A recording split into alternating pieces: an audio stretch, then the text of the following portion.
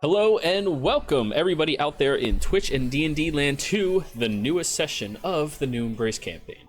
Now, before we jump in on the action, as per usual, we have a few short announcements we have to make. First one is open slots.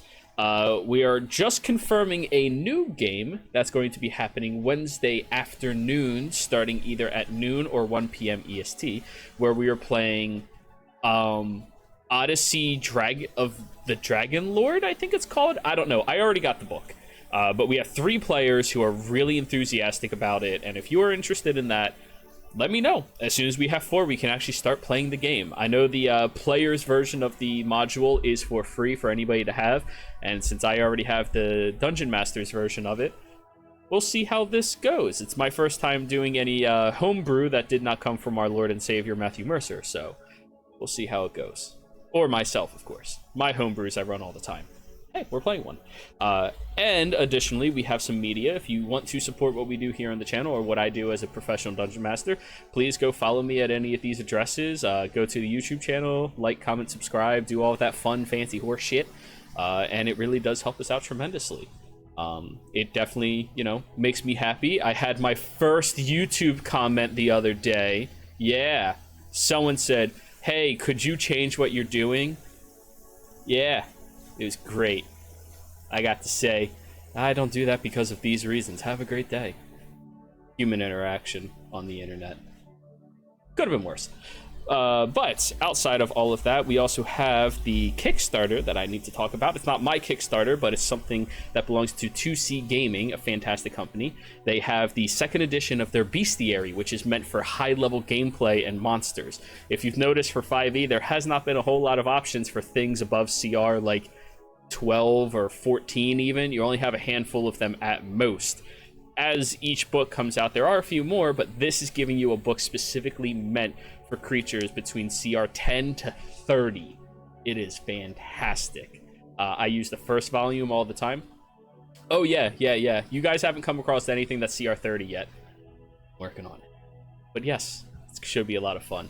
If you want to go support them a little early on, get yourself some free mini PDFs that you can have printed out for yourself or print out by yourself, please go ahead and jump over there and do that. But that is all the announcements for today. Zen, tell us what happened last session.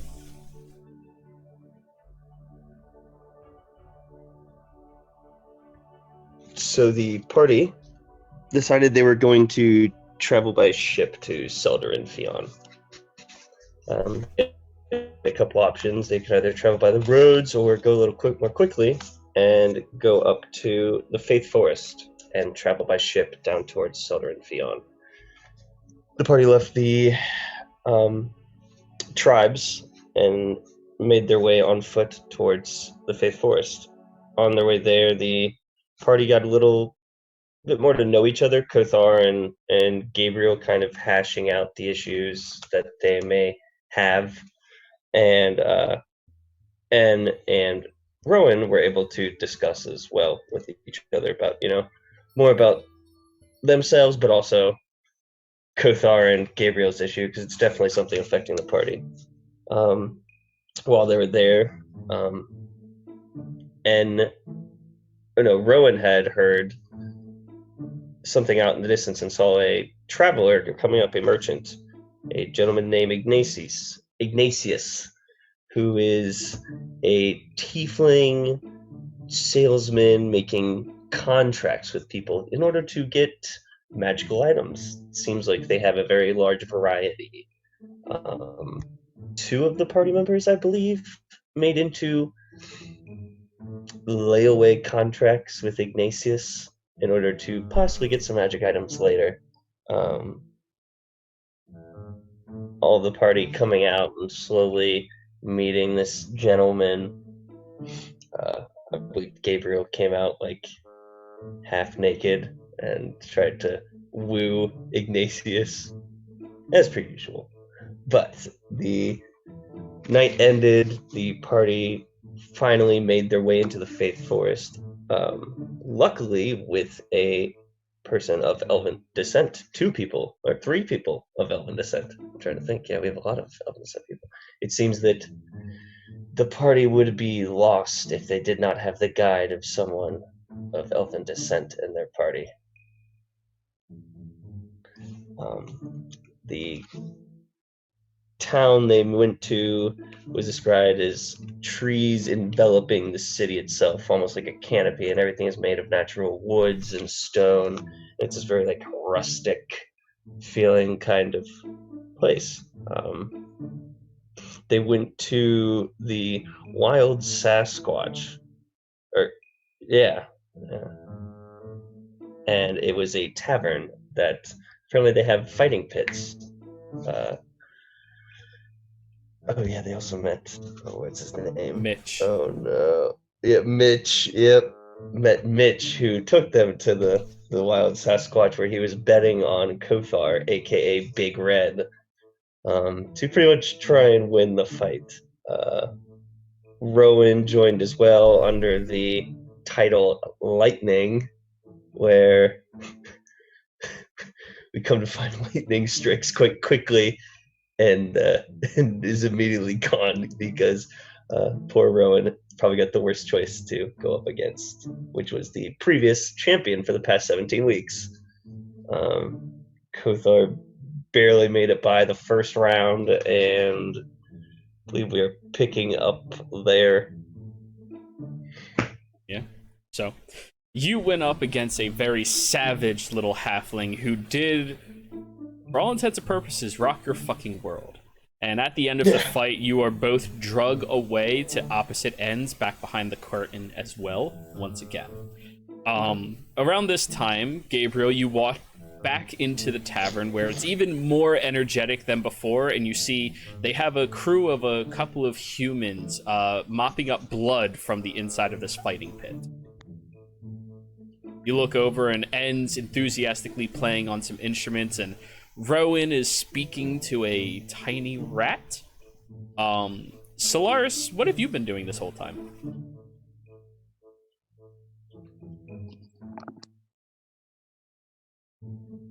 Oh, sorry. Okay. Can you hear me now? Yes, I can.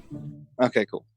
I would say Solaris has just kind of been watching very curiously.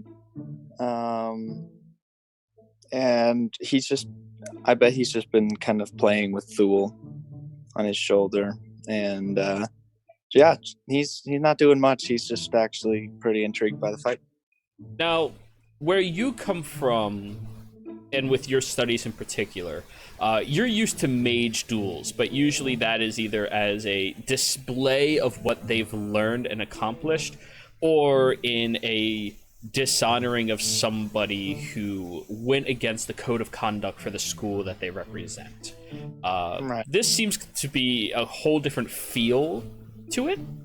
I don't know if you think that it's a fun feel that people are fighting for enjoyment and money, and that's it. But it is a different sensation than what you are used to. Okay. So, Gabriel, you walk in, and are you doing anything? He walks up to Anne, pets a beefcake who is swinging to the music, and asks, "You got my stuff?"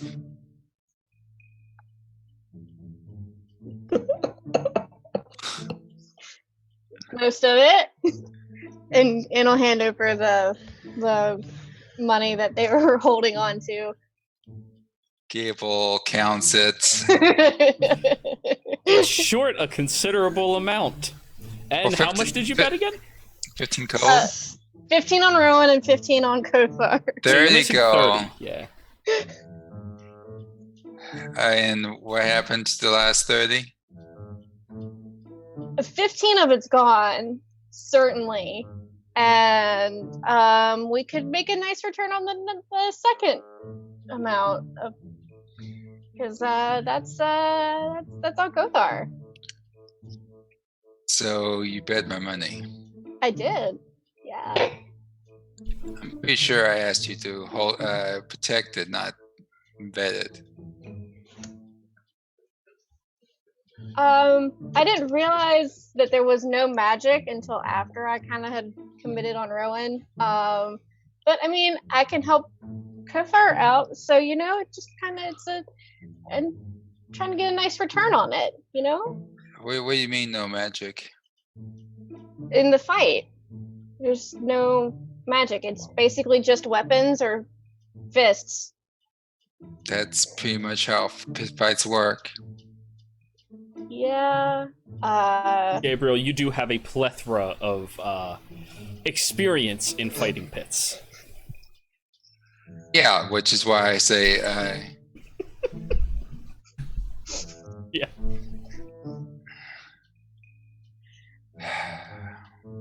okay. If it changes anything, I'll of course pay you back and all that. So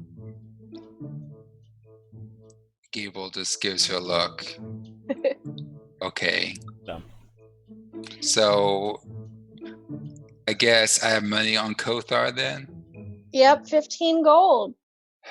You see another halfling walking around with a very large top hat on top of them to make them like almost as tall as everybody else, as well as a piece of a booklet and a quill going, all right, we have another round coming up here shortly if anybody wants to double down on their previous bets or shift over some of their funds. Of course, if your contestant has already been knocked out, your funds are locked in where they are at.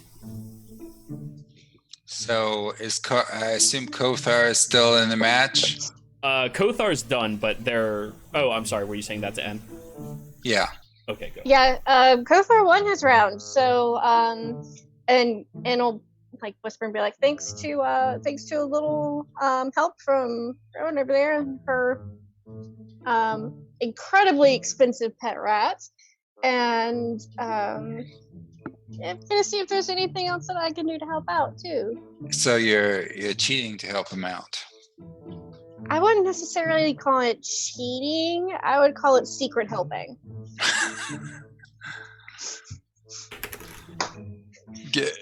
Gable just rolls his eyes, holds on to Saying this out loud in the bar. Yeah, they are.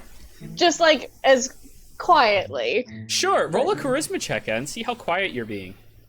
Uh-oh. Solaris responds with, oh, I heard that. Chink. Mage armor. So just a charisma check. Just straight charisma, yeah. You are half proficient in this, so... Oh no! You have that awkward 10 things I hate about you moment where you raise your voice slightly to get over the crowd, but then there's a moment of silence where you say it out loud, and everyone's attention goes straight towards you, and... And then I'm like, okay, like, look at me. Do you think I'm actually going to be helping out? Gable just looks In any around. way in a fist fight? Gable just looks around, everyone looking at and smiles and walks off to the bar. Immediately, two fairly brawly looking dudes come over to you and sit sandwich style around you, just crossing their arms. Yeah, Gable kind of doubles back and stays close by just in case there's any trouble. All right. Look, does it really look like I can help in a fist fight? They both look down at you. We don't know what tieflings could do. Fuck.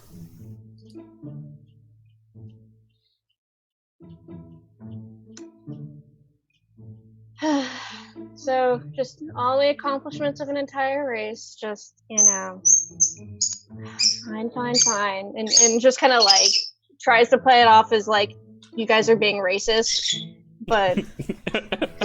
But they got a point. They don't know what tieflings can do. Tieflings can do weird shit. They can, but Inch definitely trying to play the race card on this. Sure, of course. All right, yeah, they're sitting there sandwiching you. You have the attention of quite a few bettors in the arena as well, and you do see a few of the bets are now being shifted over to Kothar as well. Oh God, they're... Lowering your payouts if you God, win. dude. So, Switch the bets. Kothar, while you're back there, You're kind of like drug over towards a little couch and like thrown over top of it as you're kind of just like breathing heavily and looking at like the tiny puncture marks in your body and the large purple bruises that emanate across your red body. I'm taking my herbalism kit out. I'm just gonna start plugging holes with like herbs. Yeah. Mitch jumps onto your couch right next to you. Holy shit, man! You fucking fucked that little guy up, dude. Wow, I Mitch, thought that drop kick would have done him in. I know last Mitch, time are I you got drinking drop more? kicked, I never stopped. Mitch, you sound even more drunk than before. Oh god. Well, I'm celebrating. You're winning. Woo!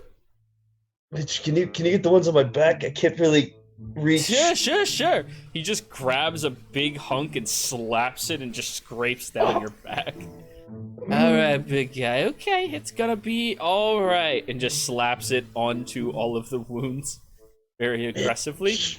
You saw what I did to that last halfling, right? Yeah, man, it's cool, dude. I'm your friend. I'm gonna help you out. You're gonna get better. Yeah. Totally. Here, take this. Hand you a bottle of tequila. But what is? It's does it good. do? Drink it. It'll stop you from feeling pain. Smell it. It's fairly strong. I'll drink some of it. Give me a con save. No. 15. 15. Okay. It burns, but it's a very nice, like, expansion of your throat type of burn. Like, you feel everything opening up inside and, oh, that's good. Yeah, and, you definitely feel the alcohol kick in a little bit. Yeah. I'll loosen up a little bit, though. You're not drunk, you're just coasting. I haven't felt like this in a while. Yeah, man, it's good shit, I promise you. It's really good. You know, Mitch, there's something about you that's just very charming of you. It's good. the eyes, he says, like, looking in two different directions. Bug eye. Yeah. Well, Mitch, how long do I have till the next fight? Oh, probably like 40 minutes or so. It's usually around that. You should lay down. Is someone going to attack me down here if I sleep? Oh, I'll make sure nobody touches you, but I got your back. Alright, well, I'm going to clean my axe a bit and Sure, get sure. ready for the fight, yeah. Hey. Until the final round, you've already fucked with the best of them, so you're good. Hero. Yes, he was... Yeah. Sorry, go ahead, Kothar. No, you're good. I was just gonna say, is Kothar napping yet?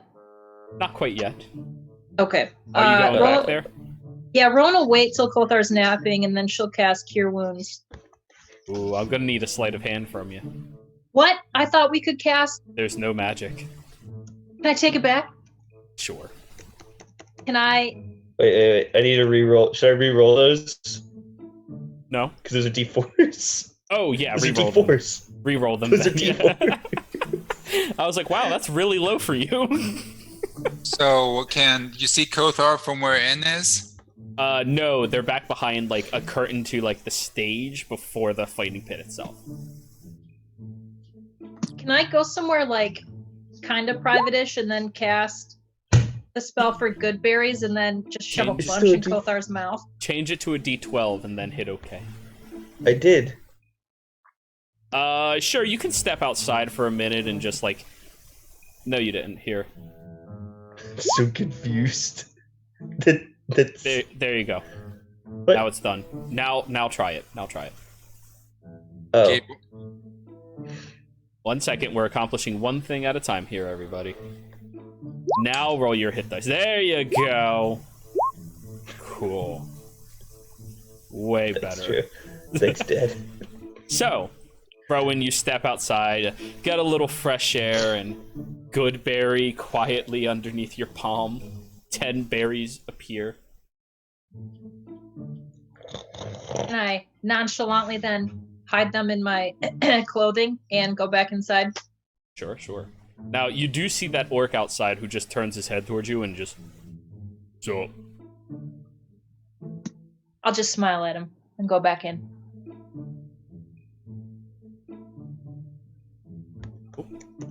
So, what were you saying, Gabriel? He moves back over to Anne. So how well did Kothar do in his previous match? I think he met his match, to be honest with you. Met? Tied? Yeah. That little thing was psychotic. I'm not gonna lie. He's kind of like over. He's not back there anymore. He's over kind of like on a VIP couch, if you want to point him out. Yeah, just be like crazy. Gable looks over him, then back at Anne. Yep, you see the tiny halfling. He tied with Kofar figures. Maybe he's still lost, but do you remember? Well, yeah, I would hope he lost. No, do you remember a couple of months ago that one patron who got into it was one of the wines had gone bad or something, and we couldn't figure out what they were on, and they kept rushing you every time you'd punch them and put them down, and the moment they'd regain consciousness, they'd go after you again. Do you remember that? Yes, I remember. I was trying not to hurt him. Yeah, that was kind of like what this guy was on, although it was... I don't think he actually was on anything, but... it was like that. So how many more matches does he have? Just the one more or two? And I can't remember. Two, yeah. So One of the more. guys who's sandwiching you goes, 2 more if he wins the next one. Gotcha. who's the? Gable asked the guy who obviously knows more than Ann does. Who's the next opponent of his? Well, considering Mia does not have to fight again until the final round, you're looking at either the Blob or Curious George. Are they around? They're back behind the curtain. Not allowed to interrupt the fighters, though, while they're preparing. I'm going to lose some money. Okay. Thanks. Yeah. Gabriel sees that Ann isn't in any danger, so quickly gets a drink and comes back so that she doesn't get into mischief while he's gone. Alrighty. So, I always get in mischief. What are you talking about? Rowan, you're still loud back there while he's resting up. Okay. So, And- as they keep a close eye on you as you head back as well. Son of a... Well, Okay, like, but close eye as in like a, hey, what are you doing? Yeah. Oh, okay. I'll just like smile and wave and walk past them. Is Kothar still napping on his rest, or is he awake? So Kothar is currently knocked the fuck out. If you said you wanted to nap, I think you could have napped after that. And you see the tiny halfling Mitch is just curled up in a ball on his chest, also sleeping. Okay. Rowan, Which arms on like the back and the side of the arm of the couch. You're way bigger than this couch. okay, so Oh Rowan yeah, will like leg over the other side. Rowan will walk over to both of them, and kind of look around, see if anyone's paying attention. Roll a perception check. Oh, son of a... You said see if anyone's paying attention. There seems to be 2 people watching Kothar. 2 men. One is a bit of a middle-aged looking farmhand type of old human. He has like the salt and pepper looking hair and the goatee, and you know that you almost got paired against him round 1. His fight was over fairly quickly, but he definitely took a little bit of damage. The guy's just trying to evaluate Kothar, who's just assed out right now. The other one who's watching him is your opponent from last round. She just like turns over and curiously watches him. That Maya chick. Mm-hmm. Okay. Do we know how many hit points Coulthar got back? Like, is he back to normal? You will not have that information. That's metagaming. The only people who get that is paladins, because I fill you up. Just Okay. All right.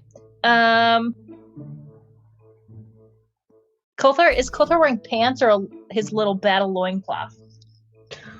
Coulthar? The battle loincloth. Okay. Rowan will go and sit on the very, very edge of the couch, or try to, next to Coulthar, and just try to make it look like, she's sitting there like encouragingly, just kind of watching him as he sleeps to make sure Being he's a okay supportive and stuff. friend. Exactly. And she's going to try to very slyly like stick one of the good berries in like the waistband of his loincloth for later. Roll sleight of hand. Okay. I'm so sorry, Coulthar. This is being construed as so many different things. I thought the fighters were back behind where we can get to them. They are, but she was one of the fighters, so she's Son still. Yeah. of a My God. Your waist is being tickled, and instinct kicks in. Where you just grab the wrist, and Mitch jumps up with a tiny dagger in the opposite direction. And go, who the fuck's there? Bitch. What? Oh! Looks at you and Rowan and goes, excuse me, I'll leave you two alone. It's okay now. He just walks away. Help me, bitch. Bitch. It's cool. He just takes the bottle. Okay, but hang on. Coulthar, it could have been worse. It could have been Gabriel trying to. This went so much better in my head. It always does. In front of all these people? Really? Coulthar, I'm so sorry. And Rona will lower her What voice. are you doing? I think you've killed in. Coulthar, Yeah. I have good berries, and you don't have pockets. You just have the battle loincloth. What are good berries? Is If it you like eat one, euphemism for drugs? kind of, but good drug. If you eat one, you'll get a little bit of health back. And I thought it might be nice for you. I'm so sorry, I didn't mean to take your loincloth. I'm just gonna let go of her Flora.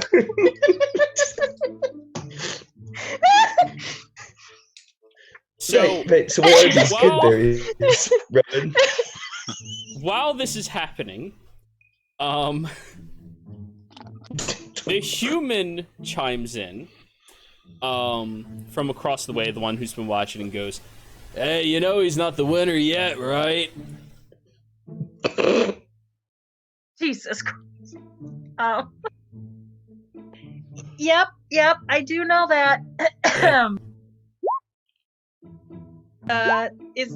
I'm just gonna try to like turn around a little bit and completely shield my back to that guy. And Coulthar, I have the good berries in my hand, and I'll try to slyly show him. Staying very far away from his loincloth. The ones behind your back? No, the ones that I've transferred to the front of me. Oh, okay. Berries. Here, have berries. Oh, those are very plump berries you have. Jesus. Thank you. I'd like to say I work out, but I don't.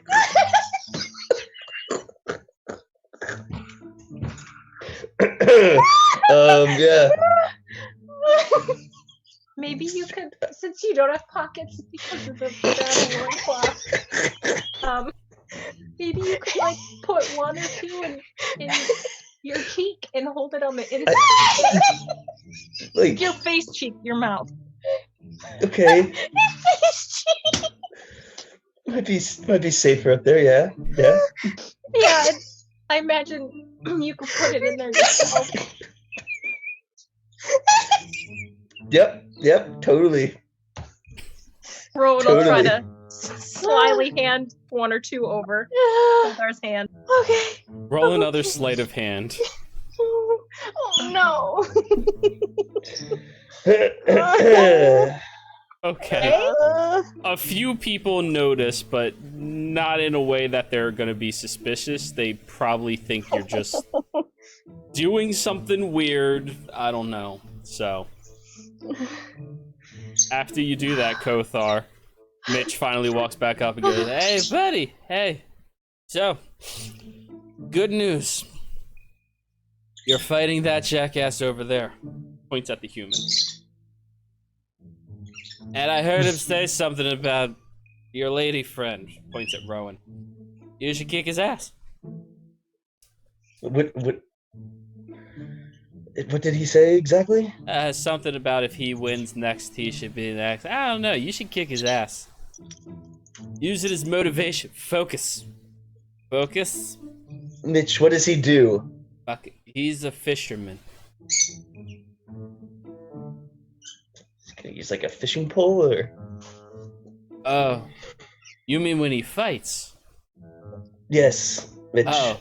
Yeah, no, he uses a glaive. Of course. Big stick, large blade at the top. Of course. Alright. Okay. Rowan's now going to take this opportunity to leave, and Goodbye, Rowan. and as she leaves, she'll walk by the human and just kind of half whisper, "Here's hoping you win," and then she'll wink and walk out. Roll a... I'm gonna call this intimidation. Is Rowan that bad at flirting? No, it's the... This is the dude bro mentality. This is the dude bro mentality. They'll say anything behind your back, but when push comes to shove, they're bitches. So intimidation. Oh god, Guys, she's am I walking wrong? up to me. She's walking up to me. Oh god. Yup. Look cool. So go ahead, intimidate. He goes, "What?" You completely threw him for a loop, and he seems like kind of confused, curious, more confused, and worried. Yes. Okay. So then Rowan will saunter out of that area and just go to an area to watch the fight. Saunter. La la la la la la. Alrighty, so. How's he doing, Rowan? Oh, Rowan's he'll be entire fine. face is beat red. Just Yeah. full on, yeah. Probably the neck too. Are He you seems alright, fine. Ronan? I think he's gonna be fine. And then she'll kind of like walk to a secluded area. So what were Are you they saying? are they fist fighting or with weapons?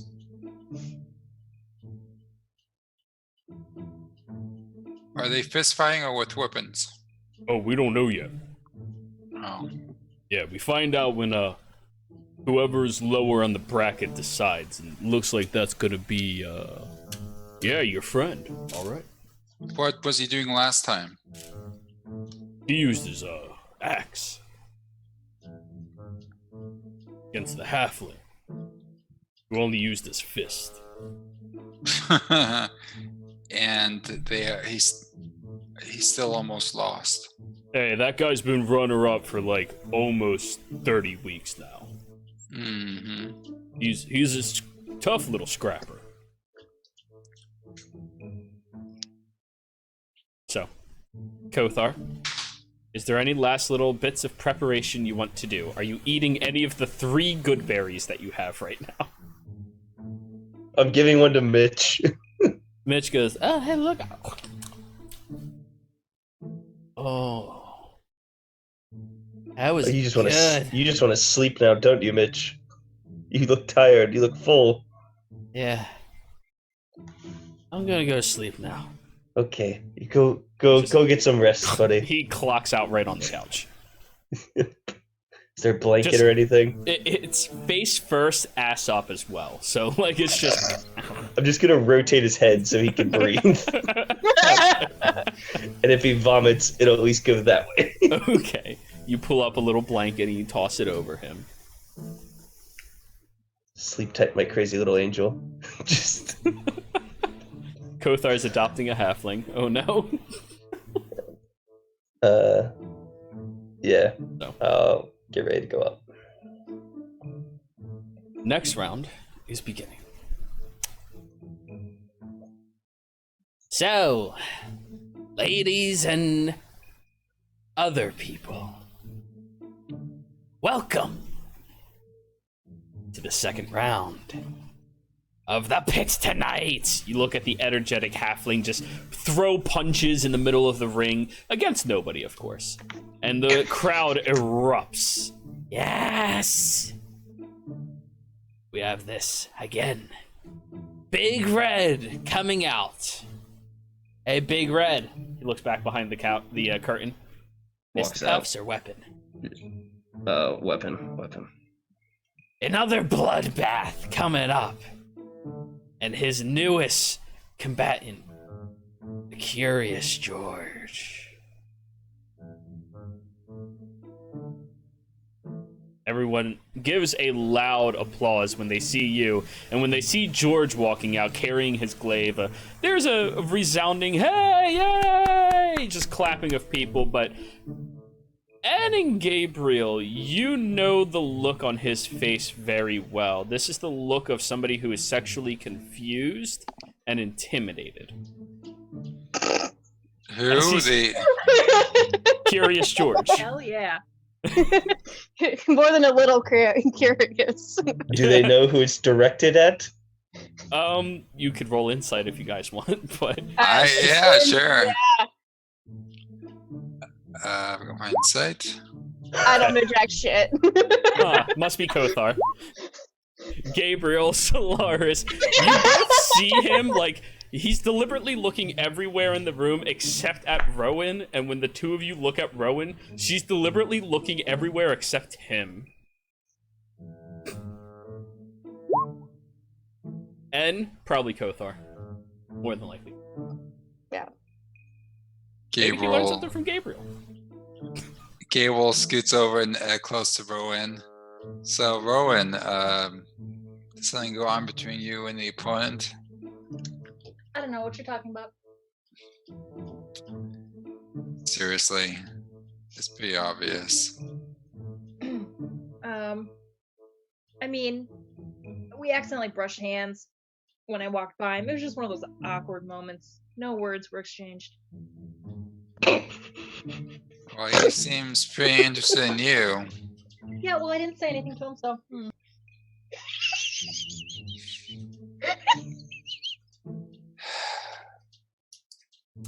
Now, as the two of you go into the pits, you do see that he kind of like straightens his composure and like refocuses on you and takes two large steps up to you, Kothar, and sticks his hand out. He goes, "All right, man.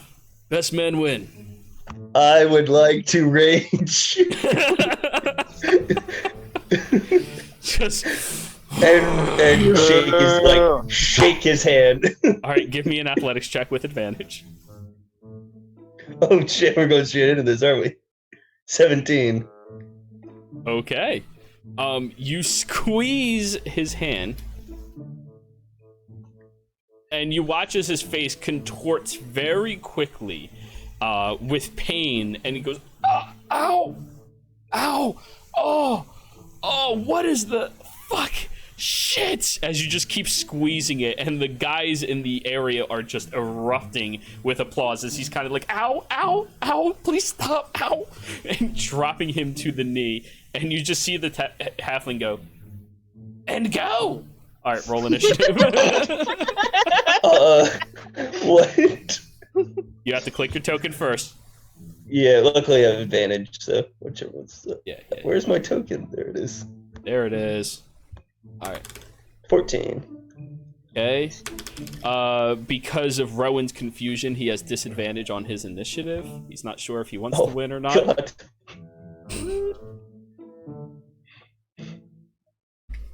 Okay. What? Okay. So,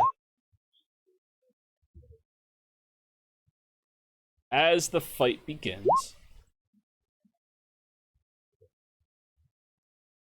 Oh? Yep. Okay. As the fight begins, you see that he's starting to, like, squeeze back against you and switching his glaive from the still position on his shoulder over towards you, but you have him in a submissive position. You're first. What are you doing?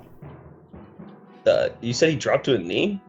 He's not, like, prone or anything like that, No, right? he dropped. Yeah. You are a lot bigger than him, and that was a pretty hard squeeze, so... Yeah.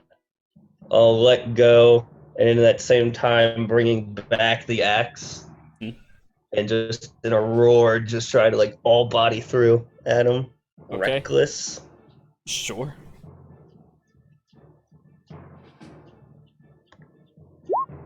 20.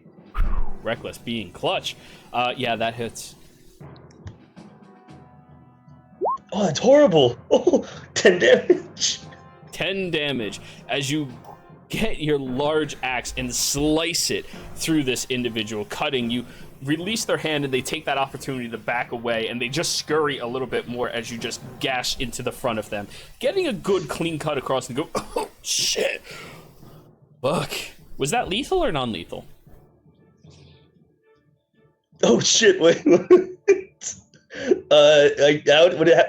It probably would have been lethal at first. Okay, then. Because Kozar's pretty pissed about the comment Mitch said. He realizes what your intent with that blow was, and he immediately repositions. Anything else bonus action? Nope, nothing. Already.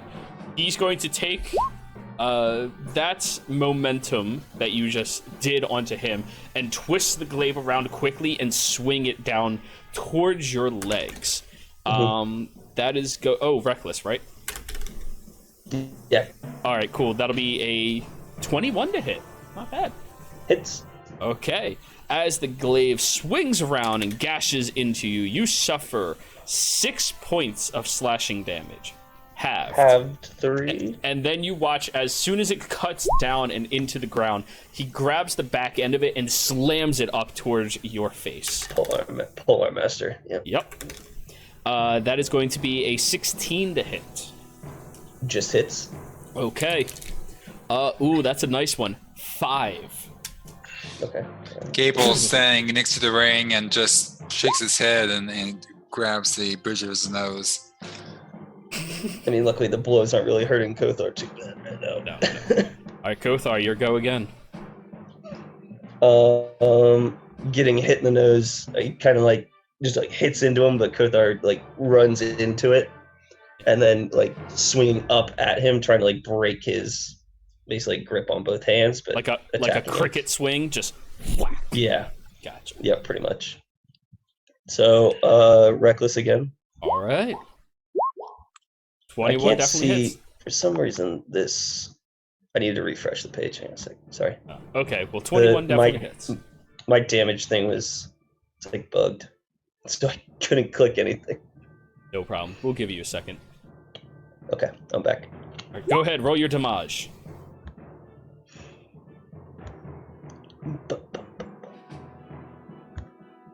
Oh.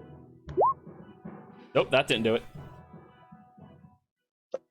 Let me just roll my attack one more time. Yeah. Maybe it was because I logged out.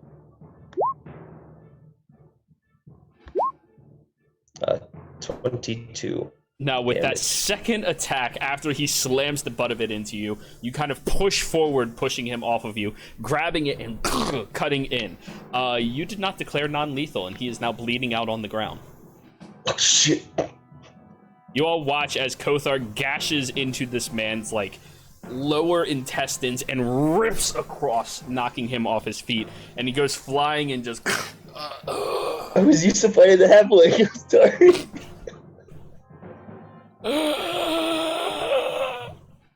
And immediately everyone in the crowd's like...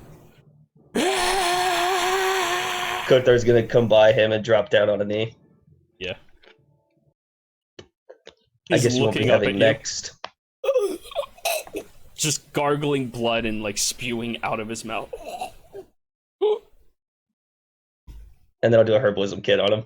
Okay. Can I do a medicine check? Medicine check. Can I Yes. do a medicine check? Or wait, would I have it out there? I don't know if I have it out there. Well, you can still do the medicine check, no problem. I am proficient in medicine. All right. As he's like, you just grab his clothing, ripping them off and tying them up around him. And everyone else, like, there are a few people moving into the pit, looking like they're about to help him out. But seeing that you kind of like stabilize him, he just falls unconscious there in the crowd. And everyone is erupting and roaring with glee right now. The halfling just kind of saunters back over, looks at you a bit scared, and grabs your wrist and goes, "Big Red!" And the crowd, yeah! Just giving out a smile. Just Yeah. he's liking this. This pit fighting is fun. All right, so Kothar's retiring. He's a professional pit fighter now. I told you, Have fun with your adventure. I told you, you got really unlucky with the first rolls. Have fun with your adventure. Yep. So, he's being drug away now, and you're being escorted back behind the curtain. Everyone else out in the crowd, what are you? That was the quickest fight you've ever seen. Gabriel just amused.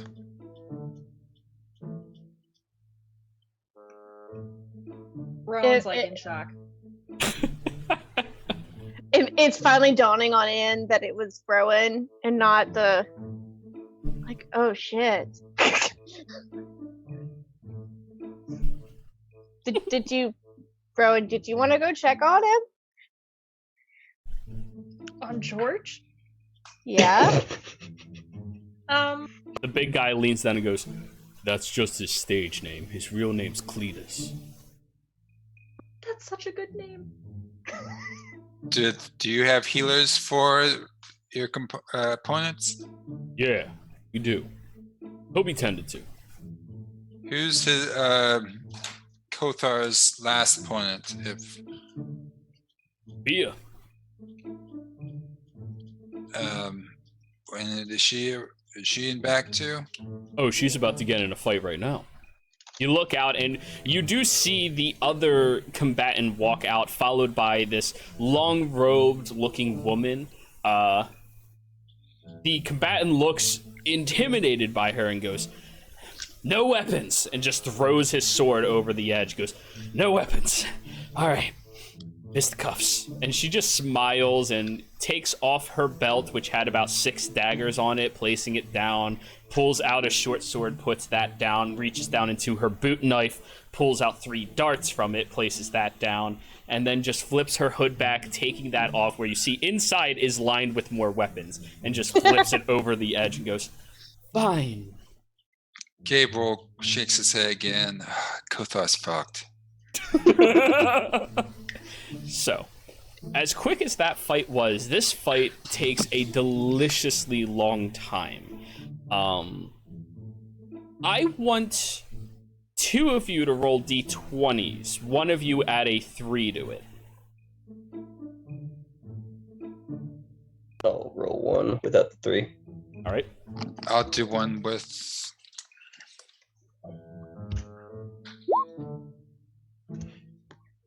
I can. Hey. Okay. The fight is long. It takes about 2 minutes or so. And during the time, Mia... A little late there, Solaris, but it's okay. Mia is... Oh, that would have been really bad. That was Mia's role.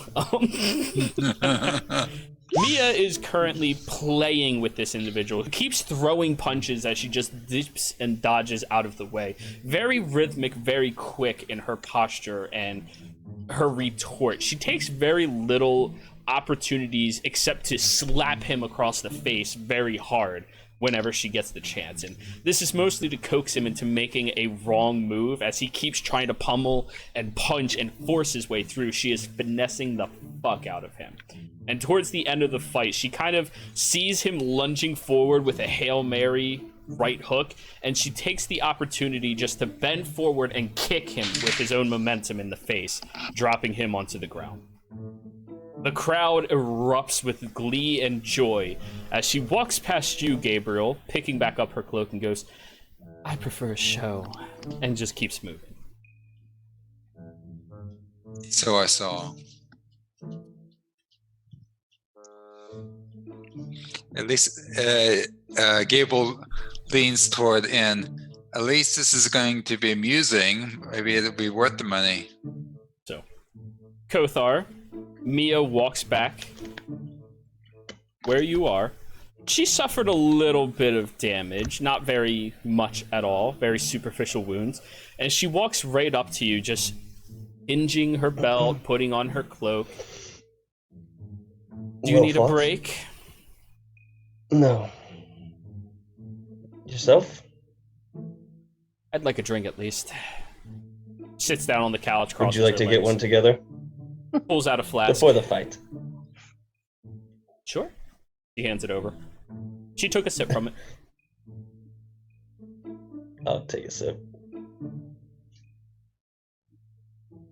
I should know better. If it's the Mia I remember from It is. out of character, I should know better. Hey, I can't be that original. I have to recycle Yeah. sometimes. No, it's all good. It's all good. Does he have to roll a constitution check? Not yet. No.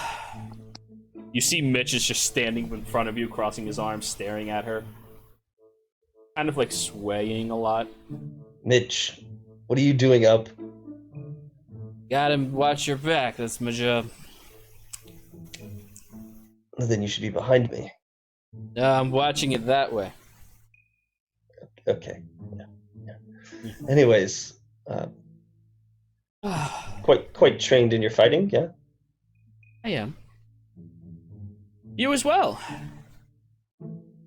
A little rusty, shaking off the dust. But Yeah, I could see that first fight really did a number on you. Jump back quickly, Smart. that's good. there's a reason he was number 2, right? Yeah, he just keeps chasing after me. Well, that's what you expect from a first mate, right? Oh, he's your first mate. Yeah, he is. Interesting. You sail a lot, yeah? Every now and again, yeah. Whenever there's a reason to leave port, of course. How about you? Do you fare well on the oceans, or are you more of a land dragon? Hands you I've back never the once flask again. spit on an ocean. Oh, no. We should try this.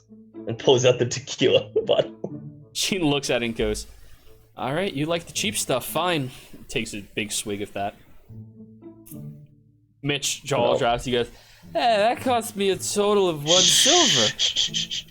Mitch. Ah, it was a special I just occasion. put my finger in front of his mouth. So most of his face. Gotcha. Yeah. It was a big. Okay. Yeah. Yeah. You know, I'm fairly impressed with you. Your friend, however, not so much. She seemed ill-suited for fighting. You'd be surprised what Rowan can do. Oh, would I be?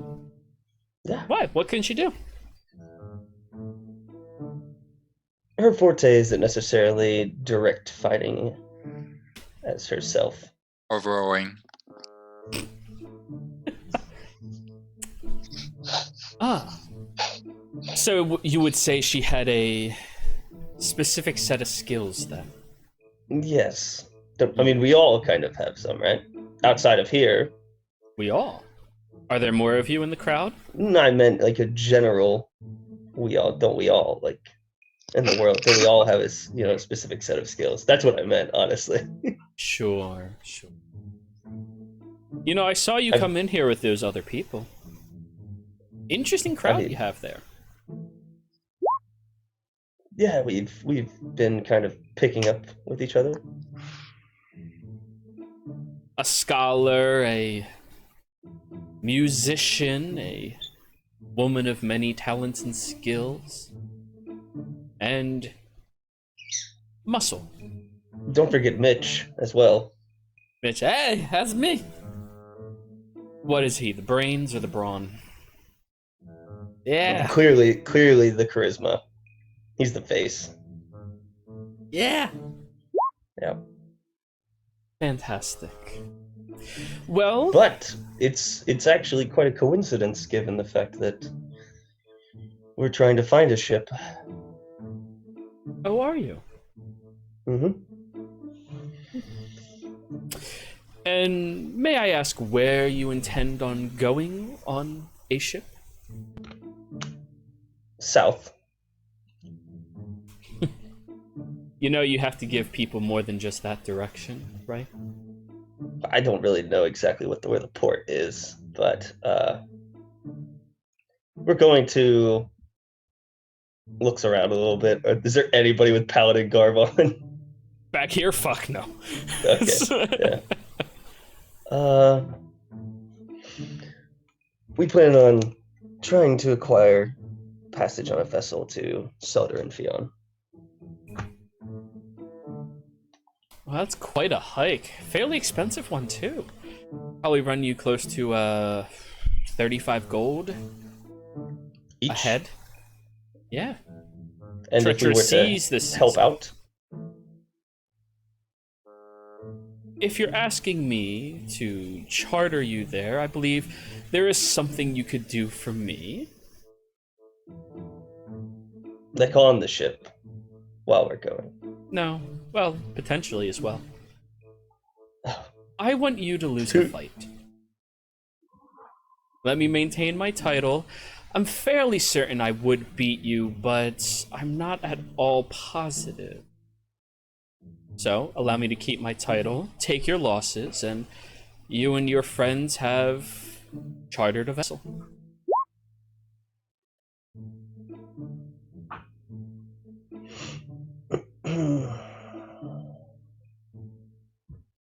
So you're asking me to throw the fight?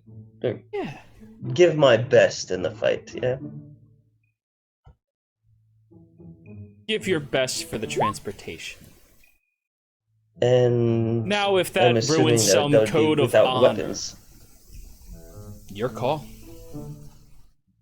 I don't plan on killing you. I think you're fascinating, and I do want to fight you on fair grounds. I just don't want to miss out on this fiscal opportunity. The odds are in your favor 3-1, and like I said, I think I can take you.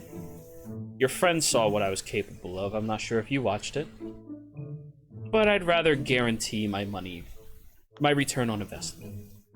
Mm-hmm.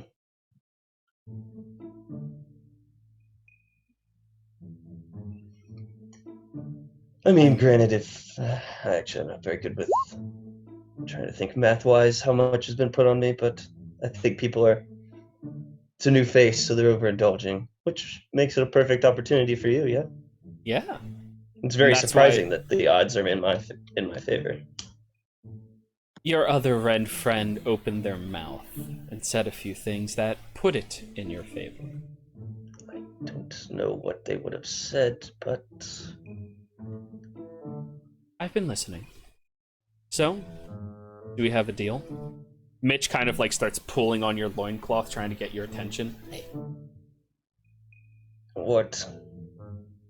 You owe me money if you lose. Yes. I put yes, all Mitch. my money on you. No, Mitch, you did not. You will get whatever is yours. I remember which is mine. I put all of my money on you. She just... And how much was that little one? 1 gold. Fine. He's rounding up. She pulls out a gold piece. It's not worth the argument. I'll pay you back as well. He looks at you. I mean, hey, buddy, you're right. The boats are expensive. You get free boating. Free boat. Mitch, Is there still betting on the last fight? No, bets are closed for the last one. Oh, okay. Yeah. So you're saying if I give my best valiantly but cannot defeat you, wink, Then you that and you your will give us- companions can have Well- passage on my boat. Of course, you'll be working while on there, helping us out. I mean, if we're looking at gold percentage-wise, I mean, how much gold that is, that's like almost 200 gold right there. It's not bad. Do we have a deal? He puts out a hand. She grabs yours and shakes it. Good. Now don't cross me, though.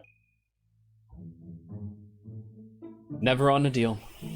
So she stands up and walks away, and you watch as a few of the individuals are like staring at her with a little bit of fear in their eyes and backing away as well.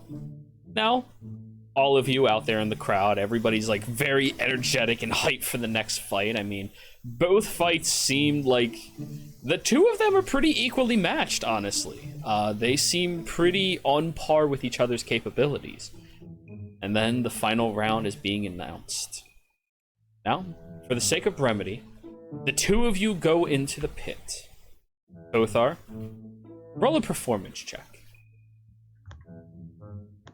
Use my DM inspiration. All right. 16.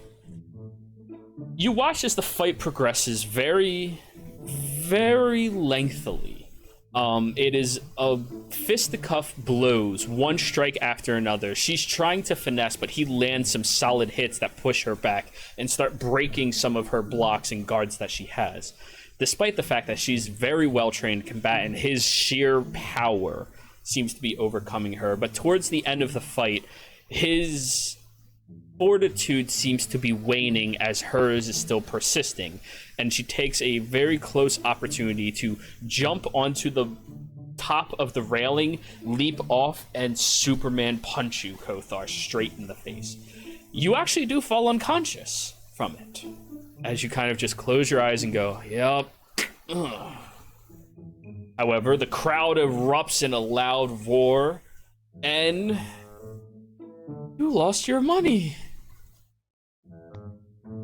You've lost Gabriel's money. Fuck.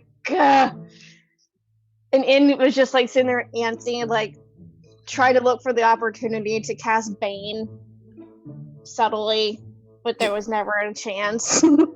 It wouldn't have helped, and he threw the fight. You don't know that. Okay, we're inside. I mean, Why would you insight? It was a really good fight. okay.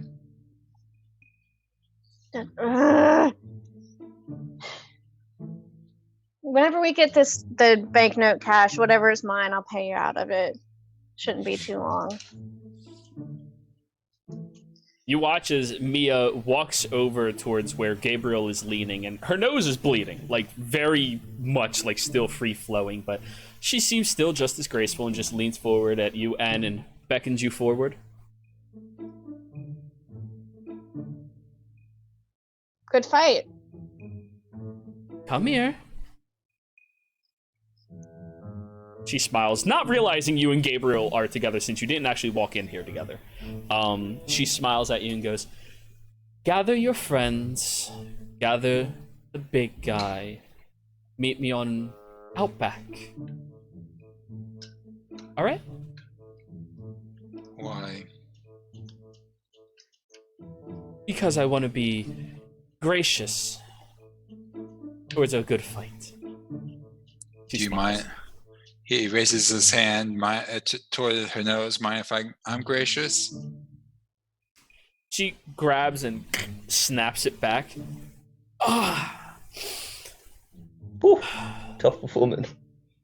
I should be fine, but thank you. Wait, are you... Looks at the two of them. Two of you. I thought you were just flirting with me. I'm sorry. But we can No, we're discuss that friends. later. flirting? She saunters off. No, Im's looking at Gabriel like, flirting? It's them She thought you fighting were pit flirting? Alright, let's go find Rowan and Solaris. eyes. So I forget, Solaris, did you put any money down either?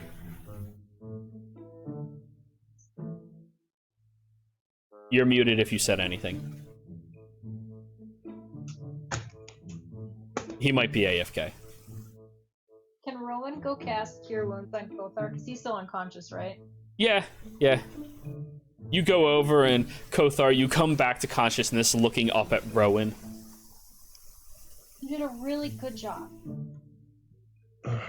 A few people Sorry. walk by and like spit in your general direction. Fucking wasted 3 weeks pay on that bitch. Hey, Sorry, I lost your money. that's okay. He looks like slightly upset with himself. It's okay. It wasn't that much. I only bet 6 platinum, so. Huh? Yeah. It's fine. I bet 6 platinum as well. Yeah, see, don't worry about it. She's really aggressive. After getting Solaris' attention, In will hop the ring and go over and cast a charm person on him too at 2nd level. On charm person? I mean, cure wounds, Jesus. I was looking Okay. at the I was like, Kothar, what happened? Whew, okay. So Kothar, after that, I mean, you feel good now. Like,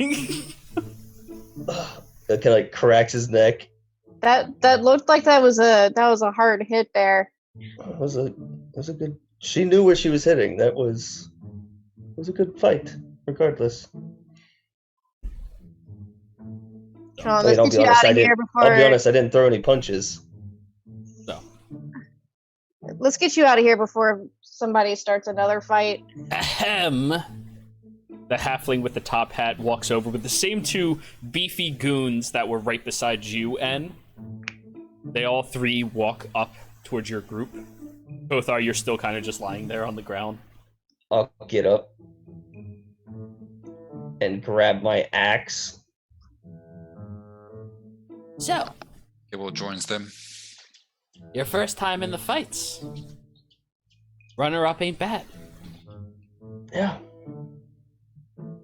Almost got first.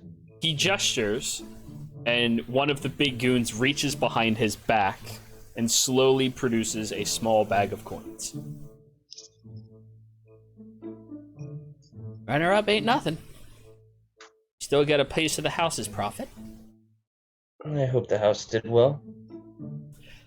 Shockingly, yeah. There's a lot of platinum being thrown around. At least none of it was mine. I said I was going to be a little irresponsible, not a lot irresponsible. So, they hand the bag over to you, and actually, there is House probably made a lot of money. 1 platinum, 22 gold, 16 copper, and 9 silver. Okay. Hand it over to you, Kothar. And Mitch comes running out and goes, "Hey, where's my piece? I'm the manager." I give Mitch a gold. Ooh. Damn, that was a good night if I get a whole gold out of it. Yeah. It's nice meeting you, Mitch. It's you, buddy. He reaches his hand up to you. All right. Yeah, give me a hug. Come here. I'll pick him up with one arm. Oh, yeah, that's so That- good. Yeah. He slaps you on, like, the holes in your back. Oh, it's good. It's good. Hey, so I'm going to show you to the ship, all right? Let's go. He just, like, sits on your shoulder. That way. We were asked to go out I'm- back with Mia. I'm Yeah, also that's where we're going going. to say goodbye to the house. That And tell way. them thank you for allowing us to participate. He bows it. Next time you come through, give us a day or 2 heads up if you can. Send a messenger, and we can make sure that we advertise for the event. And the name that I should send it to? Our estate here. Your estate. Okay. I will do that. Thank you. It was a fun time, sir. He takes his hat off and bows with his very, very clear bald spot and receding hairline underneath the hat. Stands back up, places it on, and moves away. Now, Mitch kind of like, all right, you gotta go back that way, and points towards the back door. Is he directing me? Like... Oh, he's holding onto your head and pointing. Okay. He's not that rude. Yeah, so you go step over that halfling. Wow, you can see the world from up here. This is big. I can show you the world, Mitch. That'd be great. I've seen a lot of it. It kind of sucks. So you walk over to the back door, opening it up, and right out back, you notice Mia is standing there with 3 different individuals standing around. One appears to be half drow with a face guard mask over his nose, staring out at each of you and kind of just holding a dagger in his hand and grasping over his wrist, kind of just, on guard and ready. The other one is a very unassuming looking human. If I've ever described generic NPC number 1, this is generic NPC number 1 in appearance. And the third is the same halfling that you fought against, Kothar, in your first round. Then Mia is standing with her back against a different building, just legs crossed and waiting for you all. Well, all of you, welcome. I hope you all enjoyed your first experience of our town. It's been interesting. Good. Definitely have to come back. Absolutely. It was fun. Well, Yeah, it's a good time. as I want to be as gracious of a winner as possible, your friend here exclaimed to me that all of you are looking to go to Selderan Fion. Just so happens that I have a vessel ready to leave tonight, if you all are interested. What would it be to charter it? Oh, I made plenty of money tonight. She pulls out a chest filled with coins. Plenty.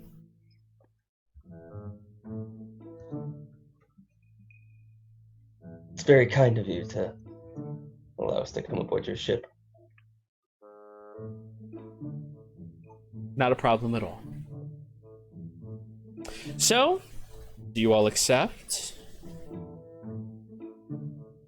So, I'm going to guess it's some sort of a work trade. Oh, sure. You can help out with some things. I presume none of you actually know what you're doing on a ship, so we'll give you remedial tasks. At minimum, your big friend over there and your other big friend look like they should be reasonable for some sort of protection in case anything happens, of course.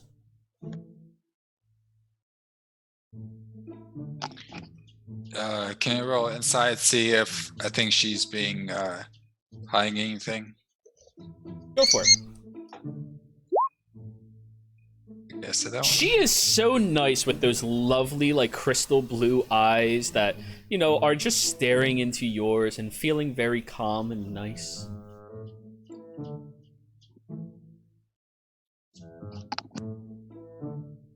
I'm assuming we'll be leaving in the morning. We'll be leaving tonight. Oh, perfect. Why We'll just wait? need somewhere to, wait, we can bring horses and a carriage on, right? She looks and contemplates and goes, we could manage horses. The carriage you need to break down before you can bring it onto a ship, and at this hour that's not really reasonable, and I don't have any carpenters on hand currently. But we are planning on leaving tonight, so... Do you know of a place nearby that would house it? Sure, we'll take care of that. Benny! She gestures to generic NPC number 1. He walks over and goes, yes, ma'am.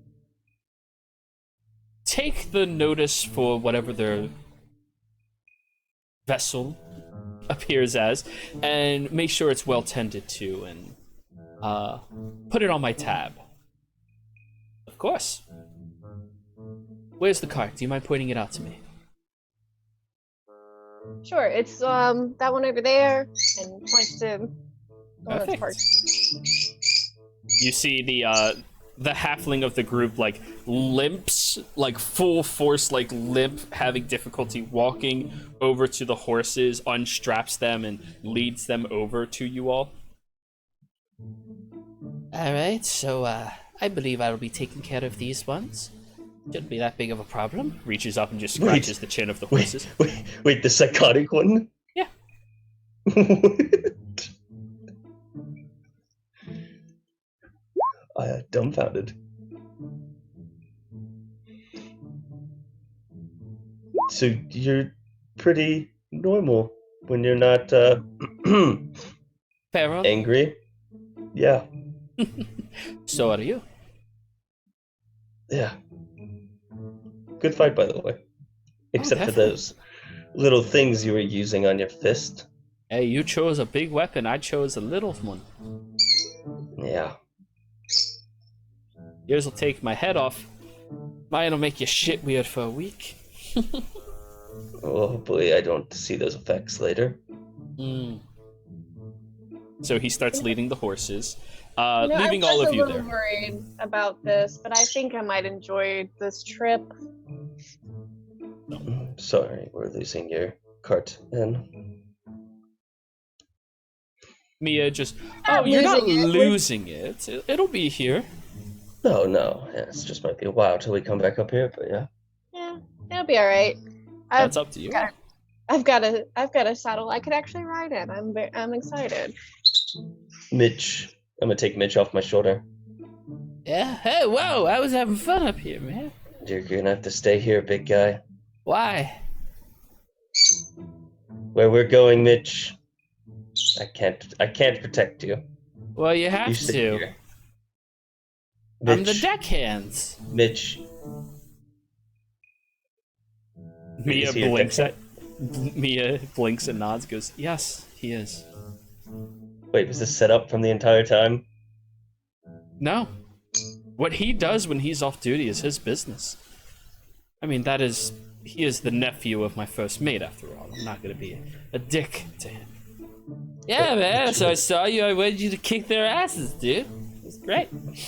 I mopped the poop deck. Oh, okay, that makes I sense. told you Sorry. I'm a deckhand.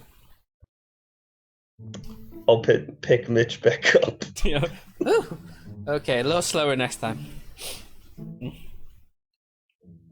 So, I guess you can lead the way. Well, first off, I want to make proper introductions to all of us.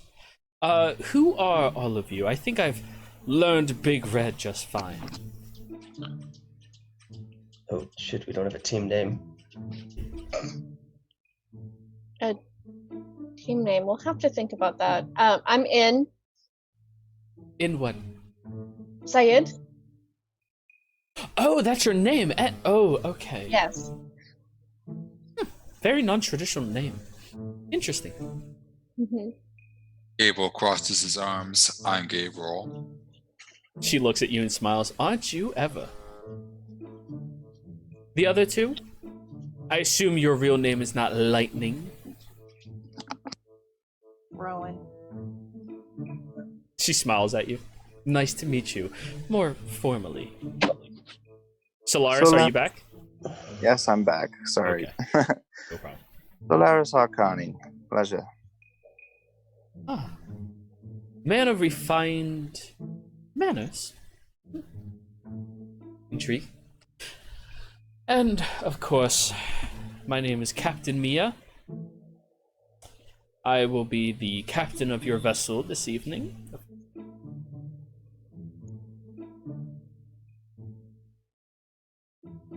Do you just want to stay with Big Red, or is that... Okay. Oh, is that not your real name? No. I was kidding. Go ahead. Kothar. Kobold. What was it? Kothar. Kothar. Gothar, Kobold, this sounds about the same. She kind of like looks at you a bit oddly for a second and then shrugs. Very well. I suppose we should be on our way over there. I only have a few more pickups I have to do for the evening before we actually get onto the vessel. However, Mitch, you can get them there, no problem, right? Oh yeah, of course. Now, Mitch, remember, be quiet. Everyone else is asleep. Shh. We'll be very quiet. All right. Guys, we're gonna be really quiet. That way. I can do that. Oh, I'm gonna put Mitch down so he can lead them. Okay. The walking process takes about 3 times as long, and you end up having to catch him from falling off the sides of the docks periodically. As he's wandering around, you see that he walks past like 3 different large vessels, looks at them closely, no, and then walks over to the next one. I don't think so, no. Just keeps going and going and going. The Outback, Mitch. What? The Outback, that's the ship. Oh, that's where you met her, out back. Oh.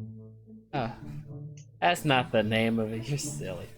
He keeps going and eventually squints his eyes forward at a fairly sizable vessel. It's made of this darkened red wood that you can kind of see underneath the guise of the lantern-lit docks beneath you. The sails themselves are withdrawn, but you do notice they have a thick and heavy red color to the actual flag itself. The ship is very sizable. And he kind of walks over to you and goes, all right, guys, this will be what we're on tonight. Let's go.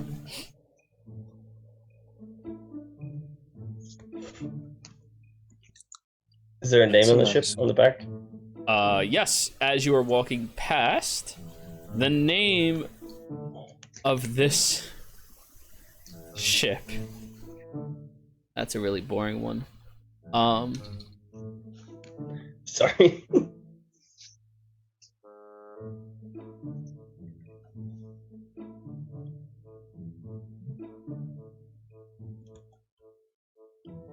Elemental's Bane. No, the name of this ship is Jenny.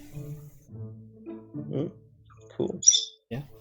So as you all get on top of the ship, I'm not gonna say that. You get yourself situated, and he like begins tiptoeing around and goes, "All right, guys, the downstairs is that way," and just starts walking. He brings you over to a latch door that he has to finagle for a little bit, and it takes him way too long to figure out how to unlock it, and then opens it up for all of you to venture down inside. He goes, all right, you just find yourself a cot that's open and go ahead and go sleep. I'll be taking up my position up in the crow's nest. I'll see you. Thank you very much. You're welcome. See, I like him. He has good manners. Not that I don't like you, Big Red. He slaps you on the thigh. I like you too. Good night, Mitch. Be safe, please. Yeah. I'm gonna. He goes over, like, he grabs a rope, pulls out a knife, cuts it, and goes flying up towards the crow's nest at the top. That might be the greatest pirate I've ever seen. He lands up there, and all of you head on downstairs, and notably, there does not appear to be anybody else on the vessel right now. There are about 16 cots set up and available, and within half an hour or so, you do see that same halfling from before, whose name you have not gotten yet, steps onto the vessel with your 2 horses and brings them downstairs to situate them. Oh, so you mean he's not named Mashed Potato? No, that's not his real name.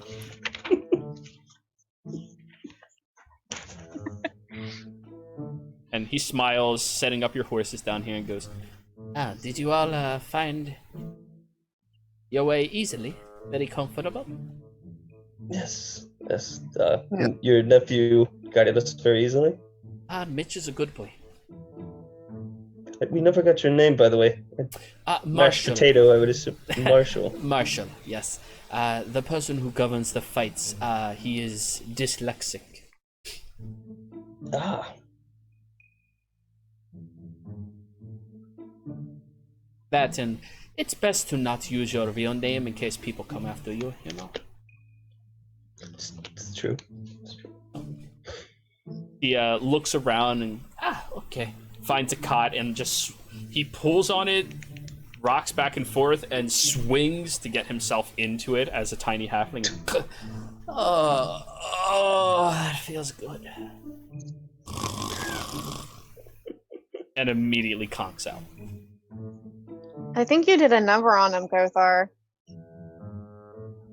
It's terrifying to know that I basically fought only a small part of this ship, and they were forced to be reckoned with.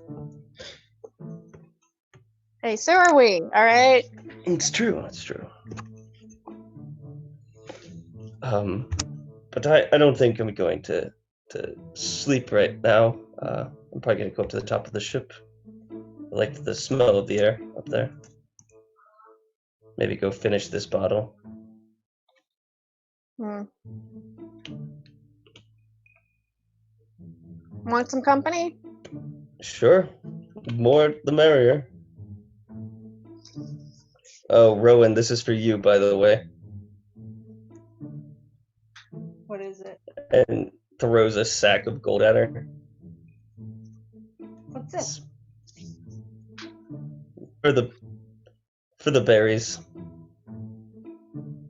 Oh, I mean, my berries are good, but I mean they're not worth this much. Don't sell yourself short. There's 60 gold in there. Thanks, Kothara.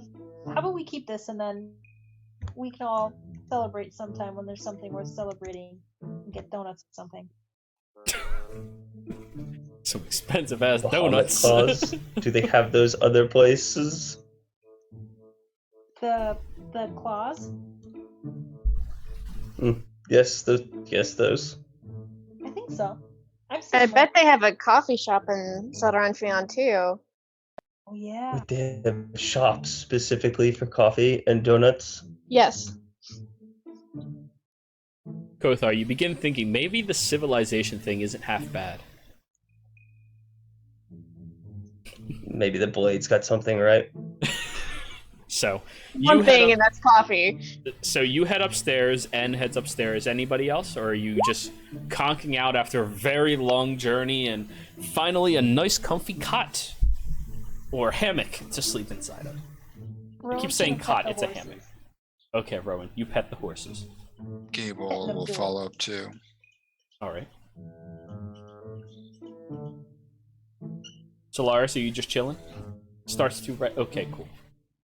So the three of you head up top deck, situate yourselves.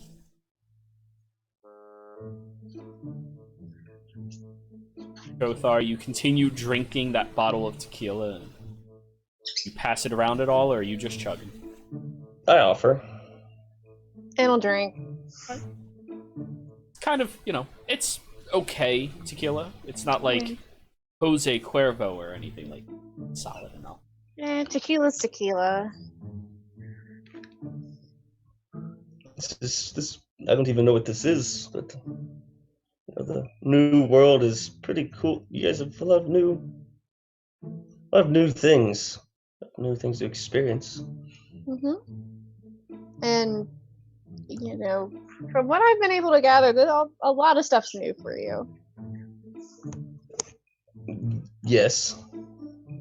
I guess when you're not worried about fighting, you can spend your time baking, cooking, art. I mean, I don't think there was much where we were, but who knows in these bigger towns we're going to.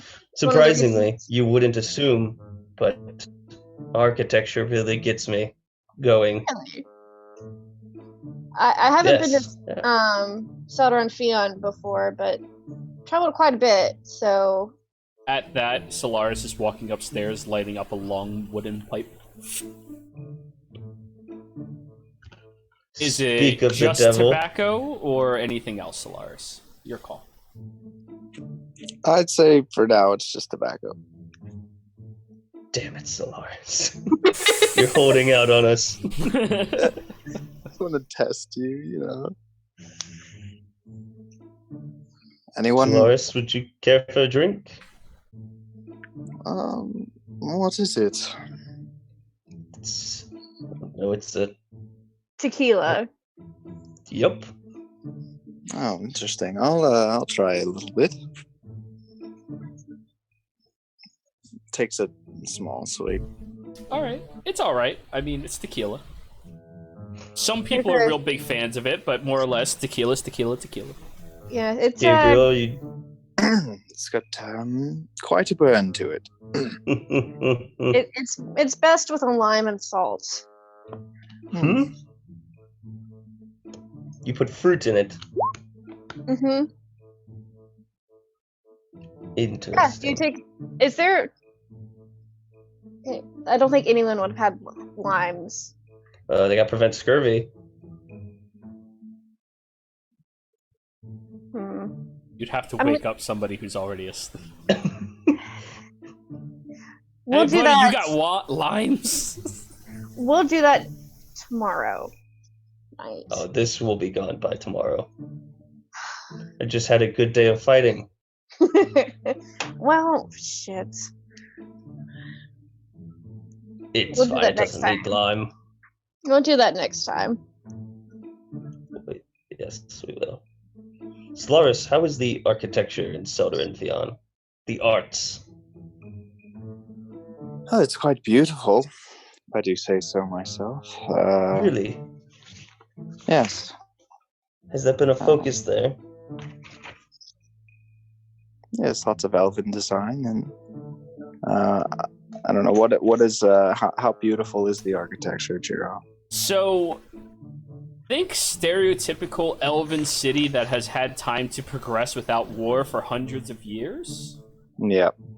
Okay. So yes, it is beautiful. The vast majority of the city itself is a centralized location with 3 outer walls. The first wall that you come across is a solid white stone-looking appearance that all around it is the crops and farmlands of the territory surrounding it. The backbone, quote-unquote, of Sauter and Fion is the hard-working farmers that tend to all of the necessary crops and goodies that they partake in. After the white stone wall, you have several hundred feet, all encompassing the round city itself, where the stonework starts turning into a sparkling gray looking stone instead, and that outer perimeter is where all of the homes are for the general populace. And then past that wall is the solid golden and silver set wall, that inside of that is where all of the finest shops and all of the noble-born and elected officials live inside of it. 3 different walls separating upwards into a very tall design, very lavish, very deliberate, but still practical from a militaristic standpoint. Okay. I explain that to everyone. And it's just starry-eyed at the whole thing. They got 3 walls? Yes. Oh, man. It's quite mystical. It sounds it. I'm quite excited, to be honest. I know we're going there for not so positive things, but I'm... Yes, I've been coming to grips with that myself. I have mixed feelings about returning. Because of who's involved? Yes. It is quite surprising learning that someone that you knew is involved in such nefarious business. Well, I hope this doesn't come across as anything other than trying to help, because it's what I'm trying to do. But, you know, everyone's known by someone. You just happen to be the person that's known by these people. Yes, it's true, and in the end, it might work out for us. So, When was the last time you were there, Solars? I've been traveling for a few years, so not too long ago. Do you have family there? I do. My mother lives there. Well, we should stop by. I'm sure she would be happy to see you. Yes, I would enjoy stopping by and seeing her, for sure. And I bet you won't have cake thrown at you there. What's that? Said I bet you won't have cake thrown at you there. Probably not. Unless I mess up her kitchen. Oh. Then she gets angry. But Gabriel, you not just to going do What'd you say, Kothar? I was just gonna say, Gabriel, you just gonna hide in the shadows over there? Or are you actually going to join us? Oh, Offering the bottle. Gabriel passes Kothar the bottle of good whiskey he was drinking on as he tries to tequila. Oh, I didn't realize he was drinking whiskey. Gonna drink that too.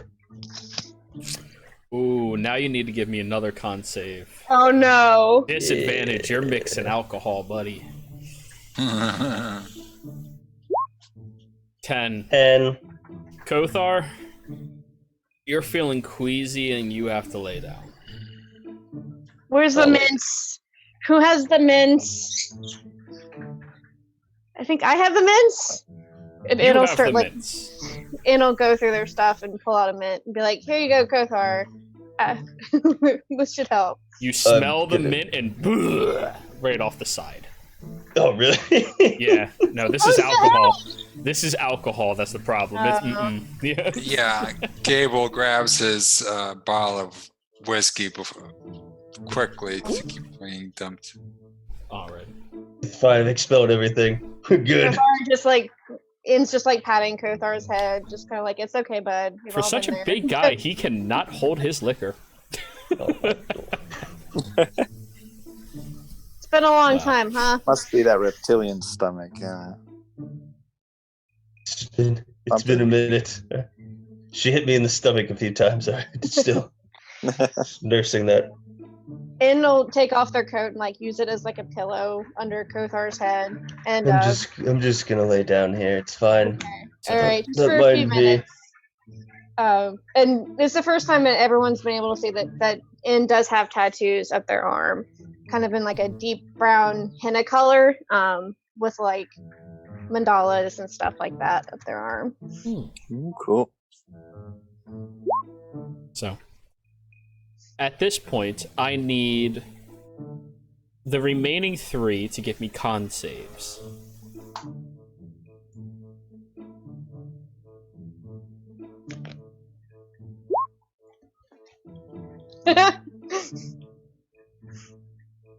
Alrighty. Now, Gabriel. So many natural ones this game. Wow. Oh my god. Within a couple of minutes from each other, Gabriel and En, you're both slowly falling asleep, going into unconsciousness, just right up here on top of the deck and just leaning against each other, sleeping. Very comfortable, and for once, a little less worry surrounding you. Now that you're no longer in the wilds of the world, you are in civilization. It's a little easier to sleep.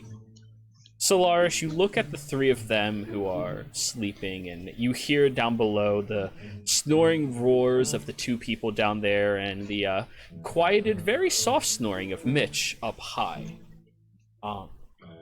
Relaxing, and a couple of hours go by before you see Mia stepping onto the vessel with the other two individuals that were flanking her before. He looks around and goes, "Were the sleeping arrangements not suitable for them?" No, I think that they may have just had a teeny bit too much fun. It's reasonable. Well, if you would like, you can stay up here or head downstairs. I do want to warn you, you're fairer skinned. You might not want to sleep when the sun comes up. Understood. She begins walking around and looking around the vessel and taking note of things, and the other two individuals are pulling up the dock itself and getting the boat situated and starting to take off. All right. You watch they relinquish the long sail downwards towards you all, feeling the breeze pushing against it to help caress it out of the harbor itself. The sail, when it falls all the way, it looks like two crescent S and J into a heart shape on the big red sail and the big, bold, golden print that pushes and blows forward, taking off.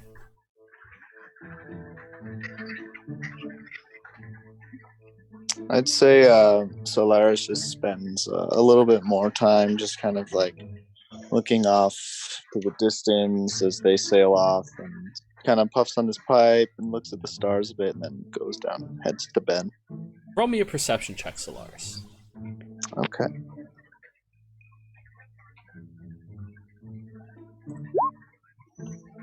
$23. Once you're a good couple 100 yards away from the docks, you kind of hear quieted shouting from the docks itself as you look back, and there's a group of individuals moving towards it, you know, getting their pants on, getting situated, and like screaming and waving their hands towards the vessel. I look around. Is there anyone else near me? The captain. She's currently steering the vessel. I notify the captain. She looks at you. Captain. Yes. I think they're trying to get our attention on the docks. Oh, that's unfortunate for them. I guess so. Can I roll like insight or something to see like what those people might be? Okay, trying to flag us down for? The symbol does not exactly match her, and Mitch was looking for a ship that seemed reasonable. They just stole this ship. I understand now. All right. Yes. But hey, okay. You've gained passage. All right. And became pirates. No worries. This will be fun. Accidental pirates. Yep. That's the best And way, honestly. On this note, I think we're going to go ahead and take our break, everybody. All right. All right, don't go anywhere. We'll be right back. Hello, everybody. We are back. As per usual, I'm just going to send out this spiel of information real quick. Anybody who might be watching or care to watch in the future, don't worry, those of you watching the YouTube, all of this is also in the description below, so you're not missing anything. So, players, the evening progresses without a quarrel or without anything to wake you or rouge you. You sleep in, and for the first time in a long time, able to just rest with little to no worry on your shoulders or mind. Solaris, you staying awake several hours later means you are actually, for once, going to be the last one to wake up. Rowan, you are the first, knocking out almost immediately. waking up in your quieted little hammock right next to the two horses that have a nice solid hay pile set up for them. You see that there's this very beautiful tapestry laid right beside them over on some hanging little pole next to the wall. The tapestry seemed to be designed for horses, with this long, very flowing, frilly-looking pink trimming attached to it as well. Now that you have a little bit of light creaking in from the sides of the ship, you can see this. And you look around the room, and that halfling is still knocked out, and everyone else seems to be not down here right now. Oh, Solaris is down here. He's just sleeping. Bless you. Salud. Yeah. So, Can I Rowan, do you snoop? snoop away? What are you trying to snoop? Just anything, I guess, of interest to my character that she might recognize from her woods travels. Okay. I'll say roll me an investigation check.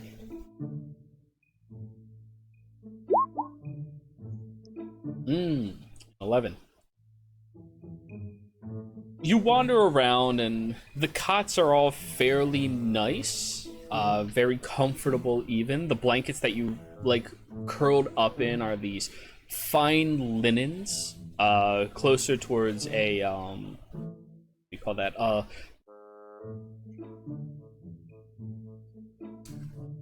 guess it's lace is the material? No, not lace. What's that silk? A silk-like material, made out of most of them, even for like the general cottages and everything. And well, this vessel is mostly empty right now, but as you wander around, you do make it over towards a back door that seems to be the door handle is broken. And as you push it open, you peer inside at a very nice-looking captain's quarters, filled with a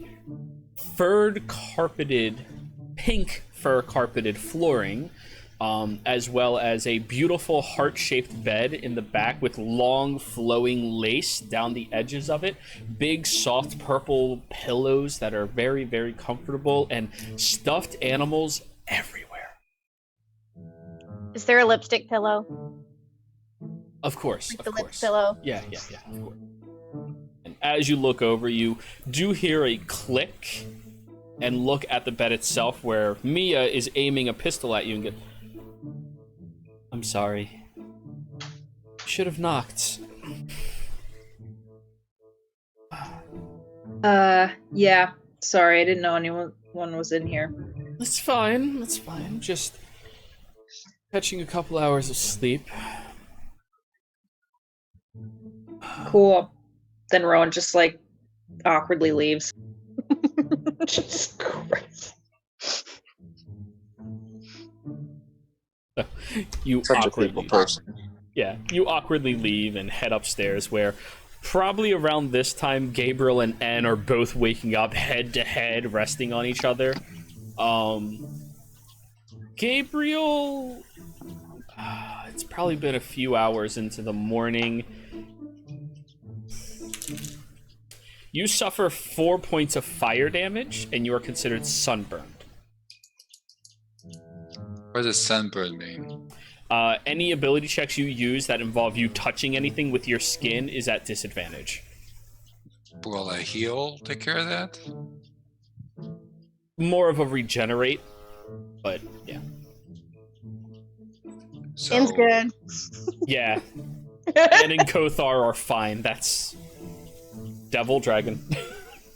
So I can heal that or not? It heals over time. You need a regenerate spell to heal it instantaneously, but it's just one of those naturally occurring things that magic does not instantaneously solve.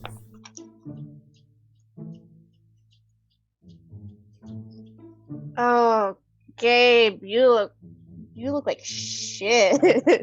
You might want to go under the decks or something. That's Yes. gonna sting. Does Yeah. this wake me up at all? Sure, but it's a little early for you to be awake. Yeah. Ugh.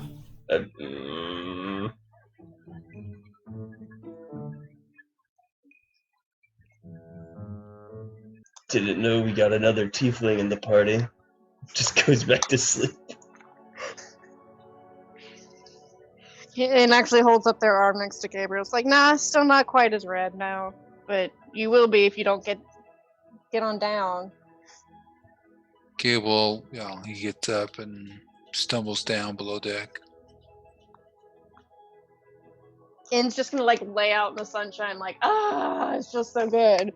So, as you get below deck, you see Rowan closing a door where the handle's kind of like broken, and just you both see each other.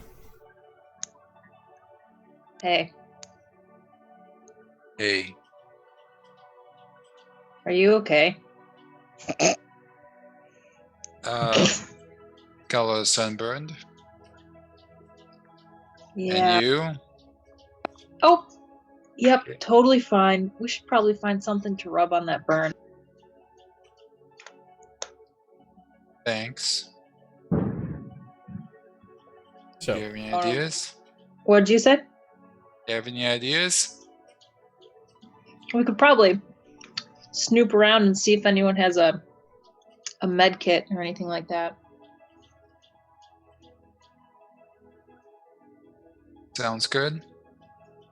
as a point of order, the three of you who are actually awake, I now need your con saves. This will dictate how you are for the rest of the ship. Gabriel, despite the sunburn, you actually feel pretty good about sailing. Like, the open air, the freedom of the wind, the smell of the salty ocean, it suits you well, shockingly. And the pounding, insufferable heat of the sun is really nice to you. Rowan, you're feeling pretty queasy. You're not feeling okay. It was seeing Mia in that weird bed with all the stuffed animals. Oh, notably, none of the animals were on the bed. They're all scattered across the floor. That's even worse.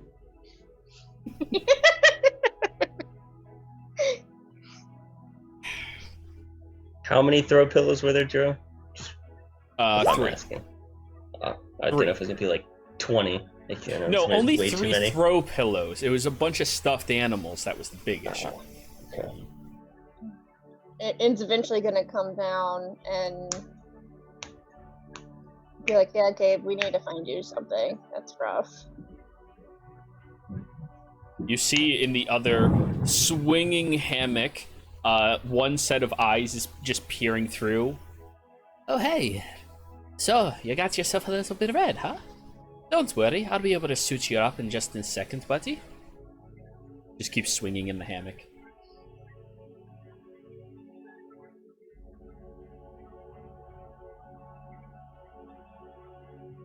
You know, I think, like, I know it's hot, but, like, if you have, like, a cape or something that you could, like, put over your head or, like, a hat or something, that could help. Stick to the shade when you're not used to it, really. It's the best thing you can do for yourself. And then he just kind of, like, spins out and lands gracefully on his feet and just saunters over to you, Gabriel. He's still limping a little bit, but he's definitely looking a lot better than last night. Come down here. Gabriel drops to one knee. He just starts, like, he holds your chin, which does sting for a second, and he just, suck it up. Looks and... Gabriel didn't say anything.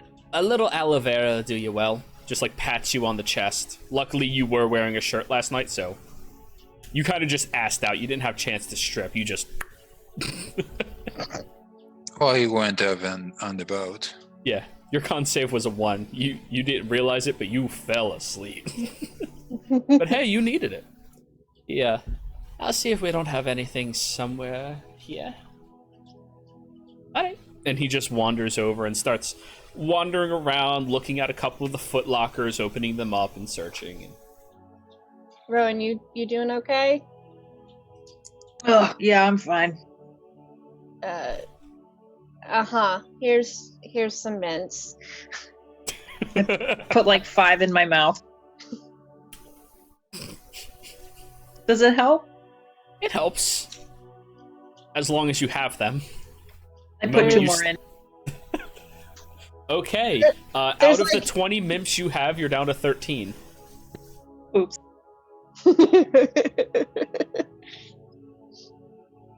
So, about another hour goes by. Kothar and Solaris, you both wake up around the same time. Kothar, con save.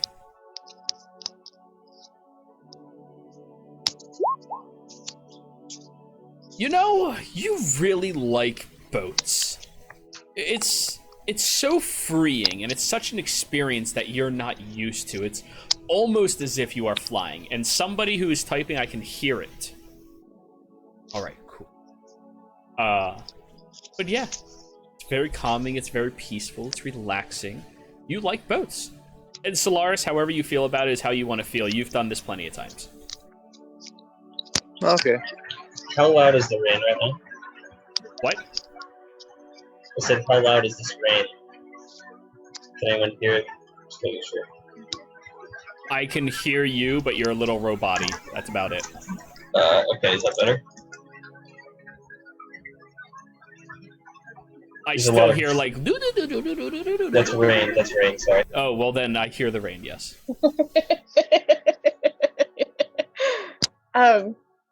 Yeah, so Anna will look at Solaris and be like, if you get like a coat or like a cloak or a hood, you might want to wear it when you go up top.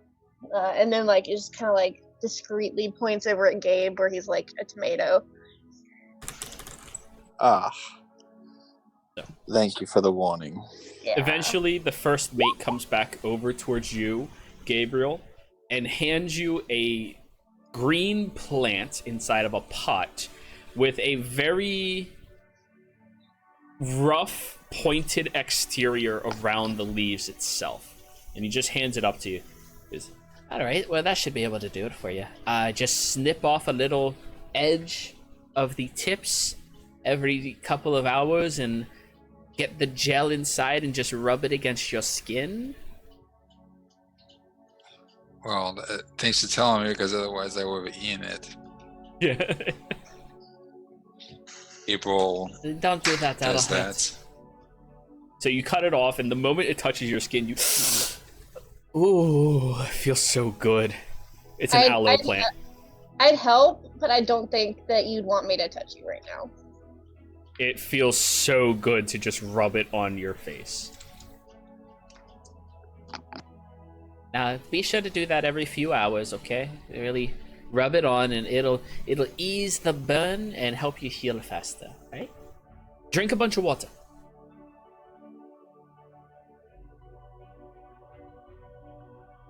Which I guess I should ask, did any of you bring water?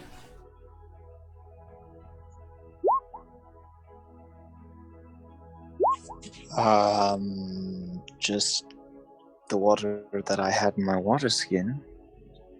Good. That should That's suit not you it. for a day. All right.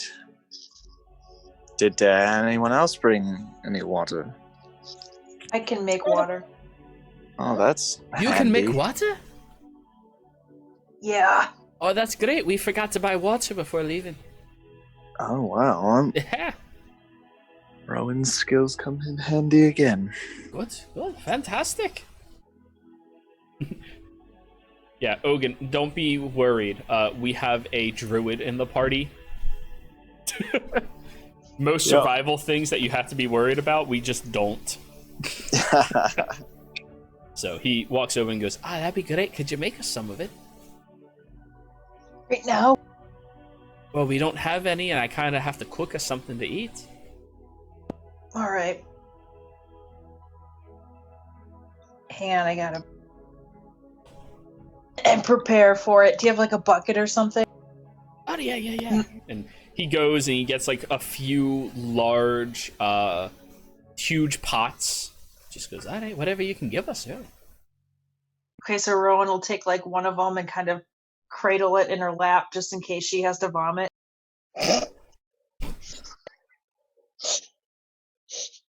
then we'll like concentrate on one of the other ones. Okay. And hang on. Here it is.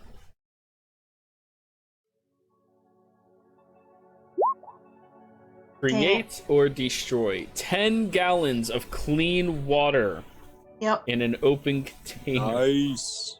So you watch as all of these buckets and pots fill to the brim with water, and his eyes just, holy hell, that is amazing!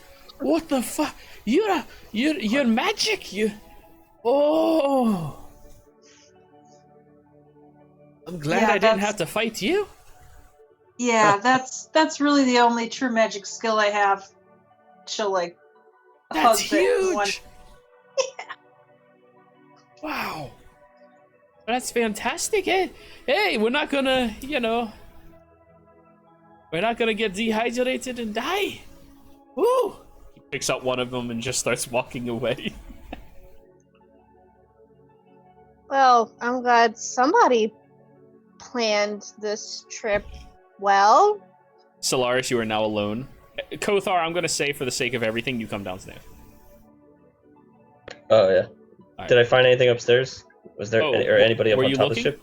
Yeah, I typed it just because. You did see generic NPC number 1 steering the vessel, and you did see like Mitch was kind of like leaning over the edge, but he is fucking wrecked right now. He is hungover beyond belief. He drank his weight in alcohol. Good. Not Good a big man. weight, but Good man. He's still standing. Kothar, head down. Alrighty. So, Solaris, you notice now you're alone with everybody. What? I'm just letting you know you're all alone with none of the NPCs around. Oh, okay. Great. This is a nice boat they have. Nice, or ship, I guess. Ship would be the proper term, right? Yes, it's, I don't think it's actually entirely theirs. Huh? Oh, yes. Like, they don't fully own it yet? It's Correct, leased. yes. No, like it's, like it was window shopping, and they just picked one. It'd be nice to have that kind of money. No, Window shopping. see, I guess that was the wrong analogy. They stole it. I'm just going to be blunt about it. They stole this ship. Huh? Yes, I know. It's a little odd. I'm not sure what to expect now, but I did notice that as we were pulling away from the docks, there were lots of angry faces and shouting, and yeah. Did they say they stole the ship, or like, are we just like assuming they stole the ship? Maybe like they owed some money, or wanted them to. I Is mean, anything else I didn't. I have could've- not asked the captain. I have not asked her. I just am making an assumption. Yes, but Do At you know who that the point, captain you is? all hear coughing from the slightly open, mostly closed door with the broken handle. Just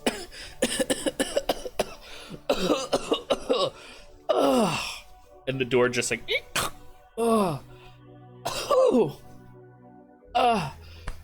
hello. Sorry. Smoke just pile out of there.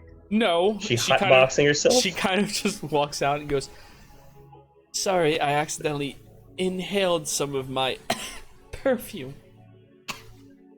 Oh, As she walks out, you all smell a very distinct amount of various fruits on the perfume that is just way too frilly for any human being.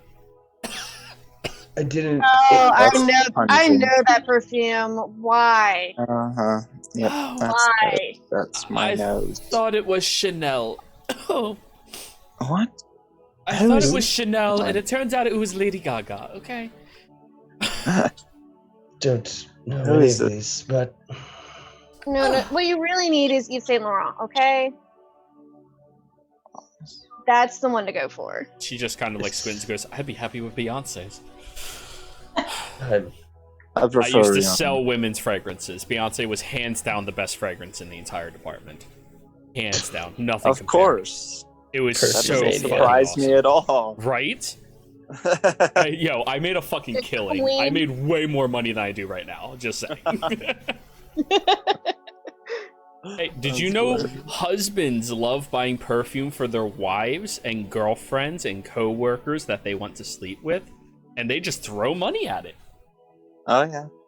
And they It's have no clue what they're absurd. doing. Oh yeah, no. I go, no, this is what you want. And they believe me, and they pay the extra $14 for the larger package.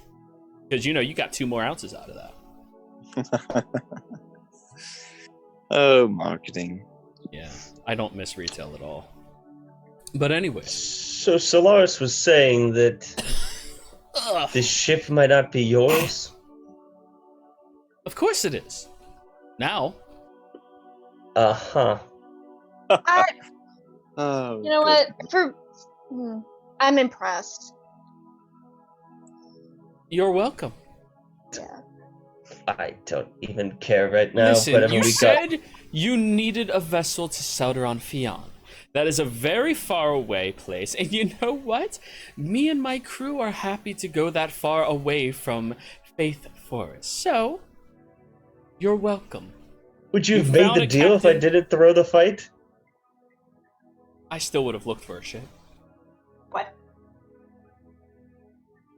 Yeah, What? all of you heard Wait. Kothar say that. You threw the. God fucking damn it, all of you. Oh, hey, you got a ship ride out of it. I mean, that's reason. Yes, but are the Blades or anyone else going to be trying to find us? I mean, The unless Blades there's haven't somebody... caught up to us in months, okay? We'll be fine. The Blades are chasing you? Not actively. Oh, goody. Which Blades are wanting you? Oh, I don't know the difference. That's a very good thing to know the difference. Why? They're all authoritarian, and they're all stuck-up assholes. I mean, Yeah. I've met a pretty decent one. Really? Yeah. 1 in a million, I Listen, suppose. I'm a person who hates the Blades more than anyone, but I met a pretty nice one. He's a really good Well, that's guy. good. When you come across them again, put in a good word for me, please.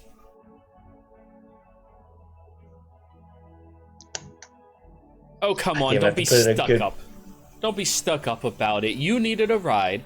I know these oceans better than most, and I know how to safely transport us there. I don't know if I can trust you now, Mia. Why? I haven't told a lie. I told you I was a You captain. said you had a vessel that our crew. I told you we would get a vessel. I don't think "get" was put in there, but yes. You were I very meant- I clever meant to with how say it. you worded things. Semantics. I'm out. Well, regardless.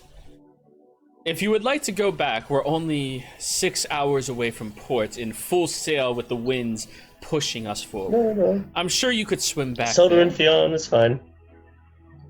Uh, Soda and Oh. Fionn's fine.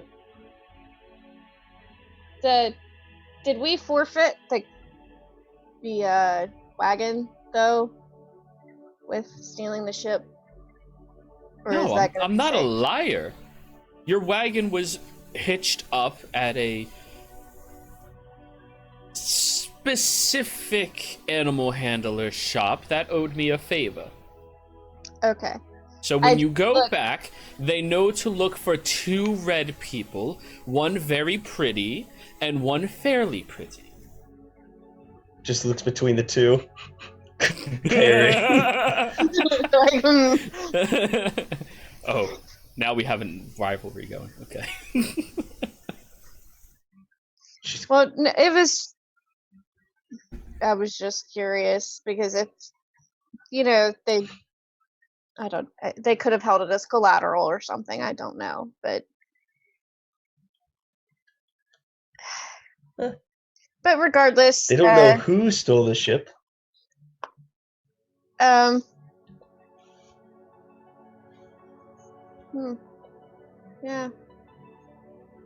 Solaris, roll me a history check. Okie doke.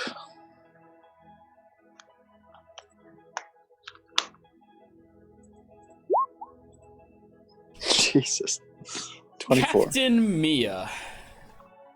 Pirate Captain Mia Zarovich is her full name. She is a wanted criminal of the seas from Faith Forest, Tangle Woods, and Selderon Fion. She has been evading captivity for close to 10 years now, where she is one of the most wanted people within the coastal region. On a 24, the reason she is wanted is because while there was a grand battle on the waters from a terrorist group of people fighting against the Blades of Light, she infiltrated one of those boats, disguising her own boat as belonging to the Blades, and ended up blowing it up, sending the course of the battle into the favor of the other individuals. She managed to slip away under the guise of anybody else and has been evading them ever since. Who is this woman? All right, it's all coming together. What is? Nothing. I just remembered something very important.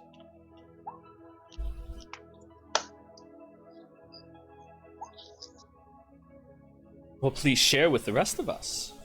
Roll deception.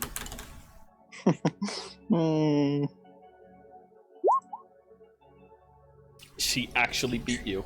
Oh god. So you know.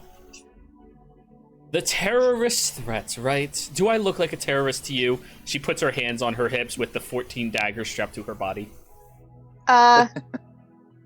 Being honest, yes. That flying punch last night, that was a little. Well, we had to put on a good show. Make some money back. Of course. And I, sir, am not a terrorist, okay? What those people were doing was unmentionable. And I decided that my home should not be put at war against them because of an ideology, difference of worship.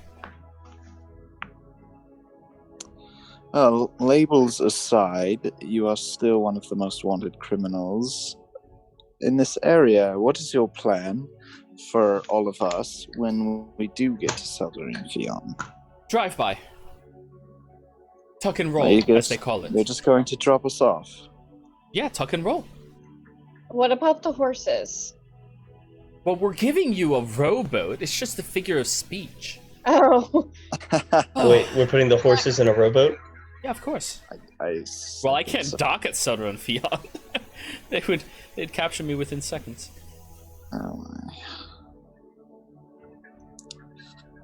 Well, now we know. Don't It's out worry. in the open.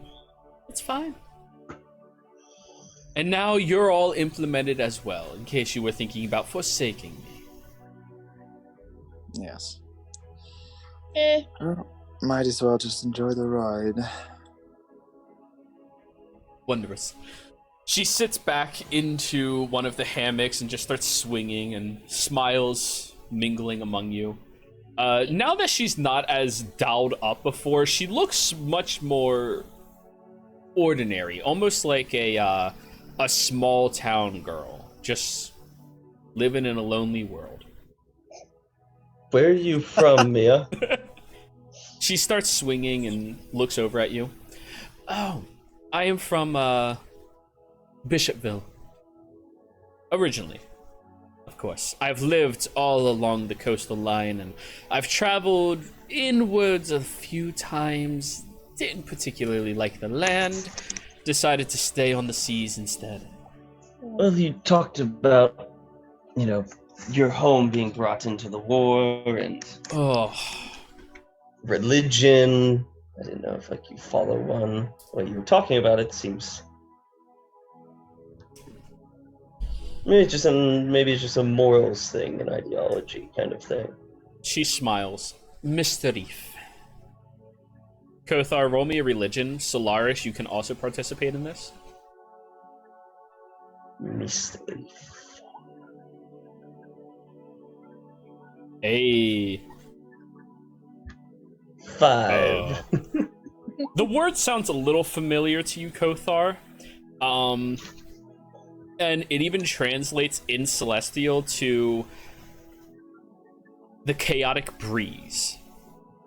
Solaris, that is one of the outlawed religions of one of the forgotten gods, as they promoted chaos over law and order that the Blades of Light so very fondly worship in most situations.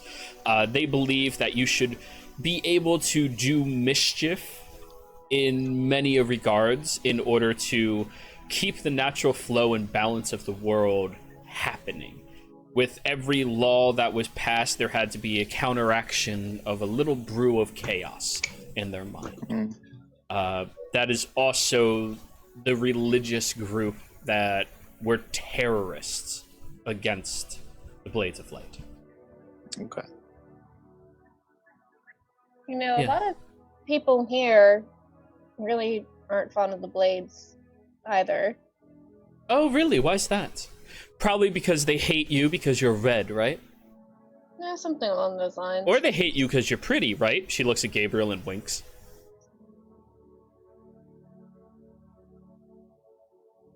Hedge was cool.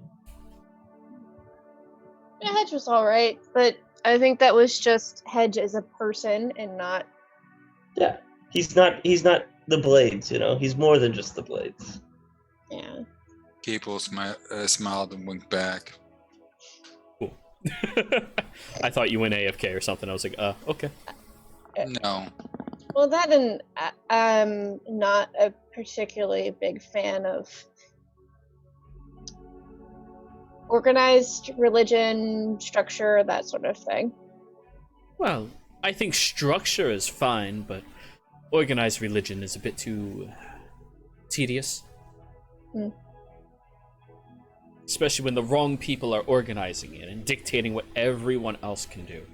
Like, honestly, if you look at their pantheon, it's so boring and remedial. What is the pantheon right now? I just, there's so many, I forget all the time. There's the bronze-skinned woman. Go ahead and write all of this down. I'll just post it here for you as well. Because I have not shared the actual pantheon. Sorry. There's the bronze-skinned woman. There's the golden ark. And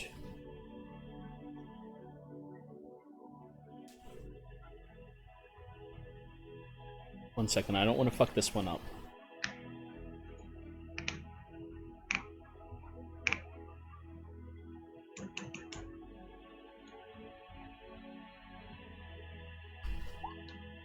The bronze-skinned woman, the golden ark, and the crushed shield. Those are the only ones I know about. No. Worship beauty and development wherever it lies. That one, that's fine. It's okay, I suppose. Always seek to better others despite the sacrifices the small must make for the grandiose. That's a bit ridiculous. And be the shield to protect those that know better. Sacrifice all to save. More or less, I think that's what was they that worship. last part? sacrifice all to save. Okay. To yeah, save that's those of interesting. better. Yep, that's interesting. Yep.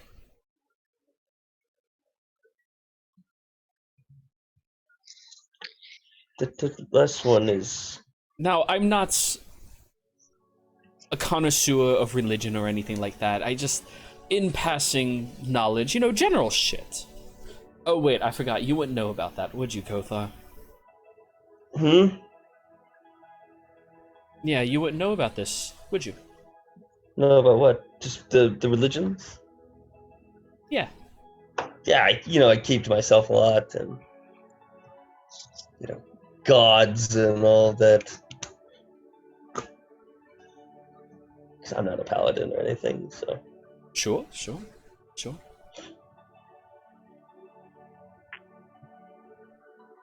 But that last one was strange. A crushed shield? Yeah. They believe that the walls protect those that know better, that do better, and can see the future better, keep them in the heightened status and position to protect them more clearly. She gives Seems the like very they've- clear jerk-off sign, just ugh. Mhm. Seems like they've taken from some of the older ideologies. Well, wouldn't that be nice to know about? Those ideologies are no longer taught or knowledgeable to this world. It's a shame. At this point, me and my crew are but a few people who even have passing knowledge of Mistreleaf. And it's something that you all were taught in your home, or you found? It was offered to us in our home. We were a small harbor town not very long ago, and we frequently had the Blades of Light pass through and take the leave of absence there. We're not terribly far from it. There was all forms of worship, but Mr. Leaf is a long-lasting one that, after being pushed back and told that we had to start paying a tax for the safety that they were keeping us under, we didn't like that so much. We didn't need safety. We kept ourselves safe. We watched over ourselves. But no, they had to protect us. They had to oversee us. Thinking the purpose in life was more grandiose than the rest.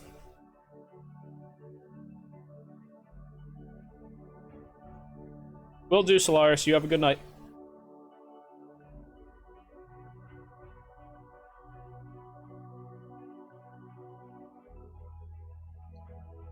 Bye, Solaris.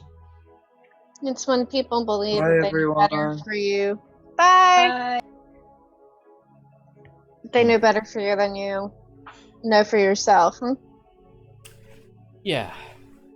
So, now we are just going to be passing through from now on.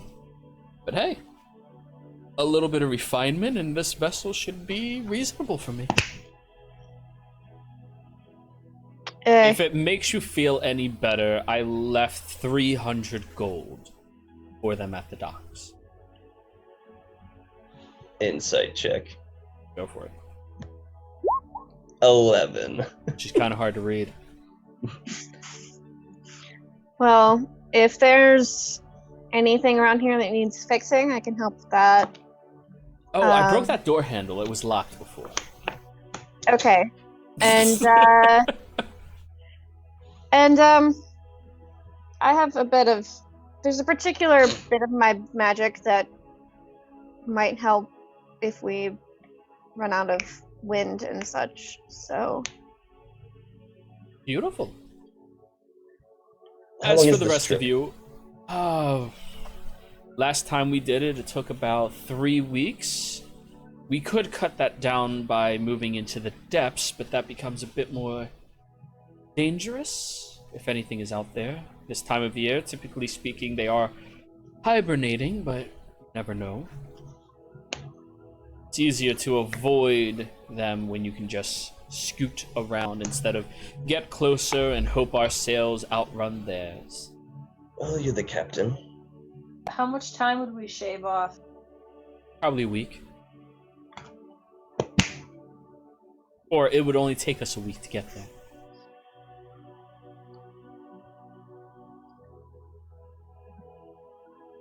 But if anything attacked us, well, I assume your capabilities of fixing are magical.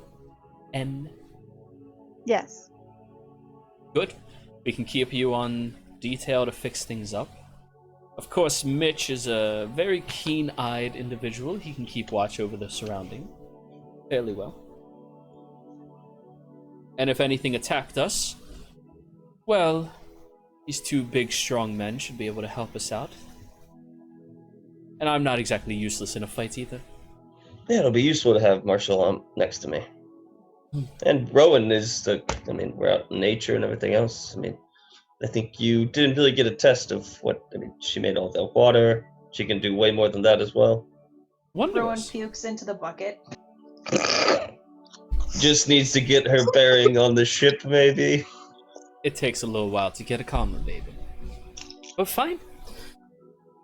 Then, the three of you, Kothar, Gabriel, and Marshall, are going to be responsible for the protection of the vessel. Mitch is going to be the eyes in the skies. Solaris will chime up. Sorry, I'm going to make him do this. I can also keep a close eye as well. Wonderful. And you are here to fix things and keep us entertained, I suppose. Your music wasn't like that. terrible. And it'll go over and fix the door handle, and of course, as they're casting the spell, like the wind and stuff is picking up around them. And then the door handle just and you notice the knob itself is like this crystal-looking heart. Very, very, very preteen girly. This is so gaudy. This is awful. I agree. Don't worry, I'll get finer linens in the future. Just open the door and look in there. Ugh. And it'll crack it open, just it's like they almost take psychic damage from it. Just awful. But Such the bad bed is taste. it's a water bed.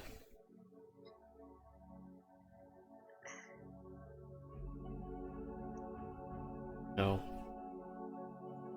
If you just keep your eyes shut, it's worth it. I'm so disappointed.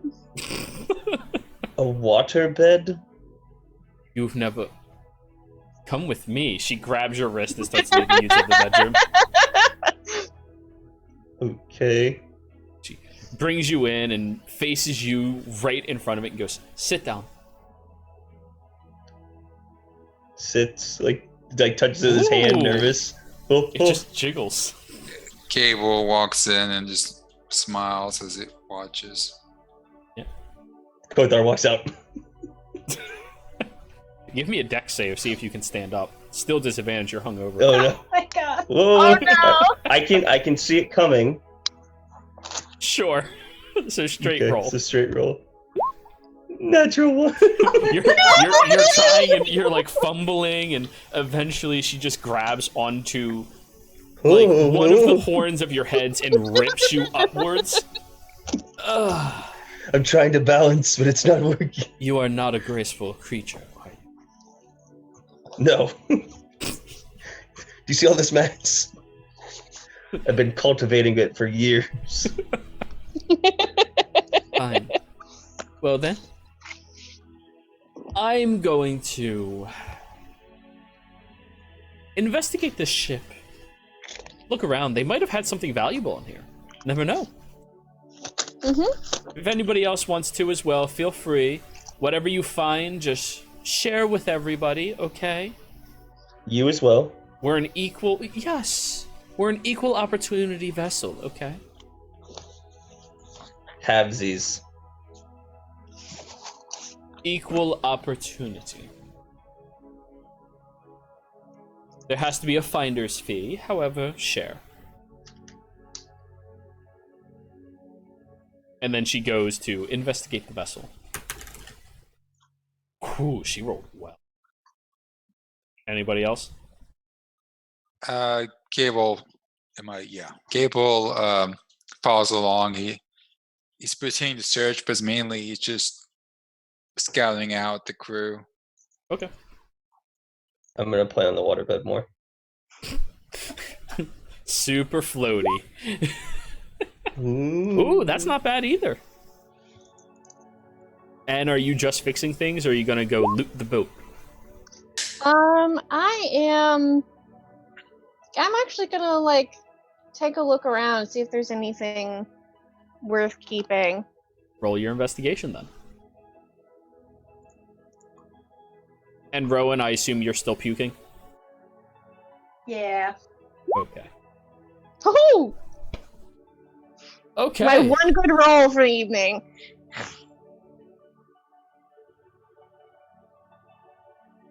It's pretty good.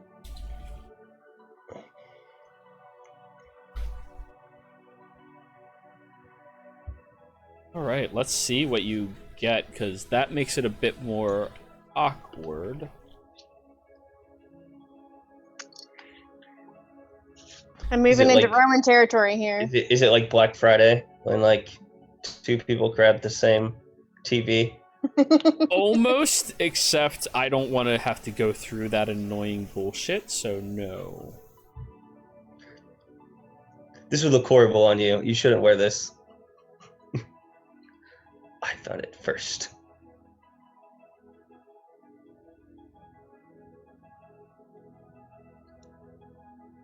So, as you are all looking around, the three of you are actually coming up with a few good items. We'll start with the lowest one, which was Gabriel. Gabriel,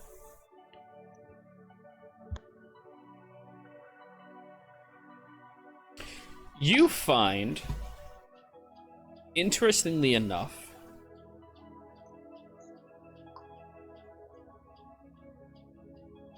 a journal. And when you take the journal, you open it up and you notice the same stinky perfume that Mia is wearing is now emanating off of it. You look down at it and it appears to be a list of numerous taverns. You're not sure, but they are listed in different regions and areas as well, with noted numbers next to them. Oh, hey, look, the two of you switched. Sorry, my phone was dying. I had to switch over to my computer. No problem. I can move your faces over.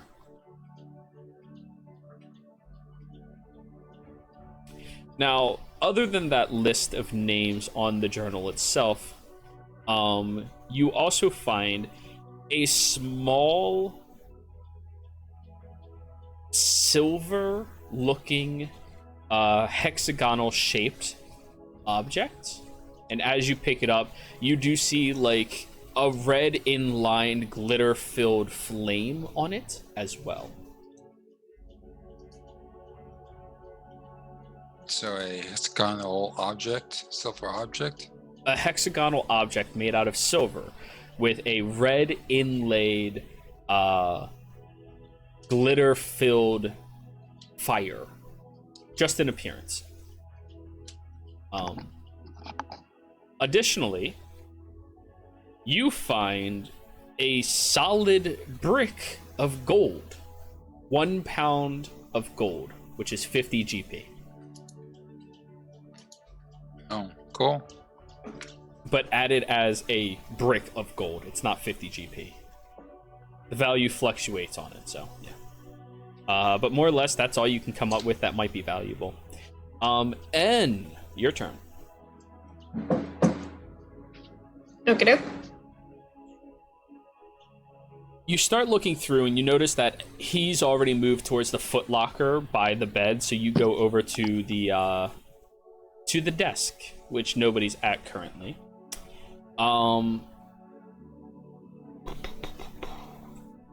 First, you start tampering around with it, and you open up a small little compartment right in the front and pull it out. And you notice that there is a golden necklace with a yellow topaz gem laid on the front of it. very large, ostentatious one, meant for somebody with a very plump physique to wear.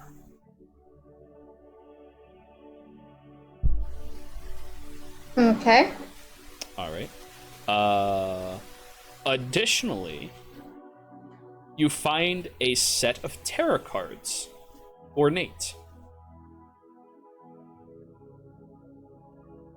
That's exciting because I actually read tarot. So, like, could I start doing that for the game? Don't expect me to know shit, but sure. Okay. And that's about all that you're able to find that looks like valuable. Okie doke. Now, for her check, she goes through everything and she ends up gathering up a small bag full of things. She got a 23 on her investigation. She brings it on out and looks between you two and goes, all right, what do we find?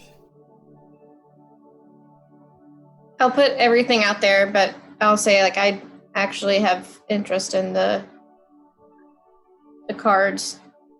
Sure. Do you draw one? Give me 1 second and I will be right back with with one.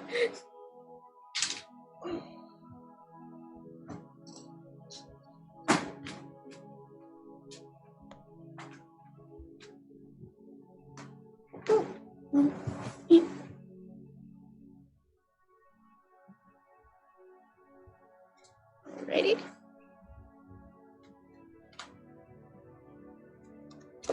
Queen of Swords. I suppose I should probably label what I have. Okay. Yeah, because this is an actual thing in my game. It's not a deck of many things, so don't be worried.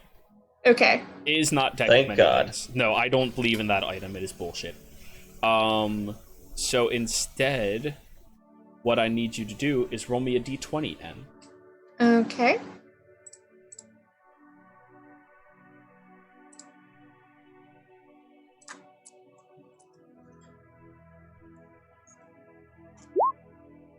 $16. Let me look at your character sheet real quick. Don't do anything. Don't look at it as well. Do-do-do. Do-do-do-do-do. But the Queen of Swords fits because it's about someone who's a woman who's very, like, into herself. She, like, knows who she is, but she's also very intelligent and relies on her wit to get by. Okay. You have... Roll me a d3, please. Okay.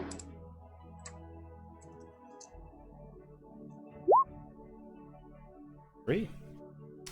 You pull out the card and you do see this Queen of Swords that you are talking about. But the individual shifts from a very pale look to the large or a very slender looking tiefling holding out a sharpened rapier that looks very familiar to you. And then as you look at the card, you kind of twist it and put it back and you see just the blank slate on the side again.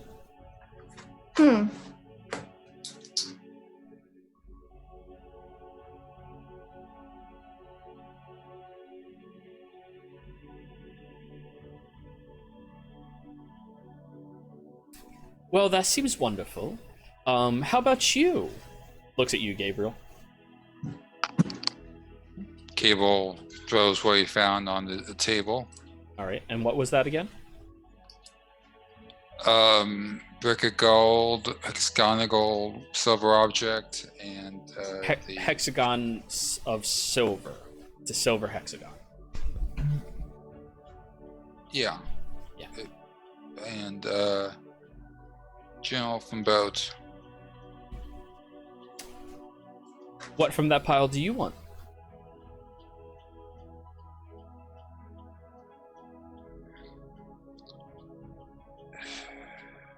I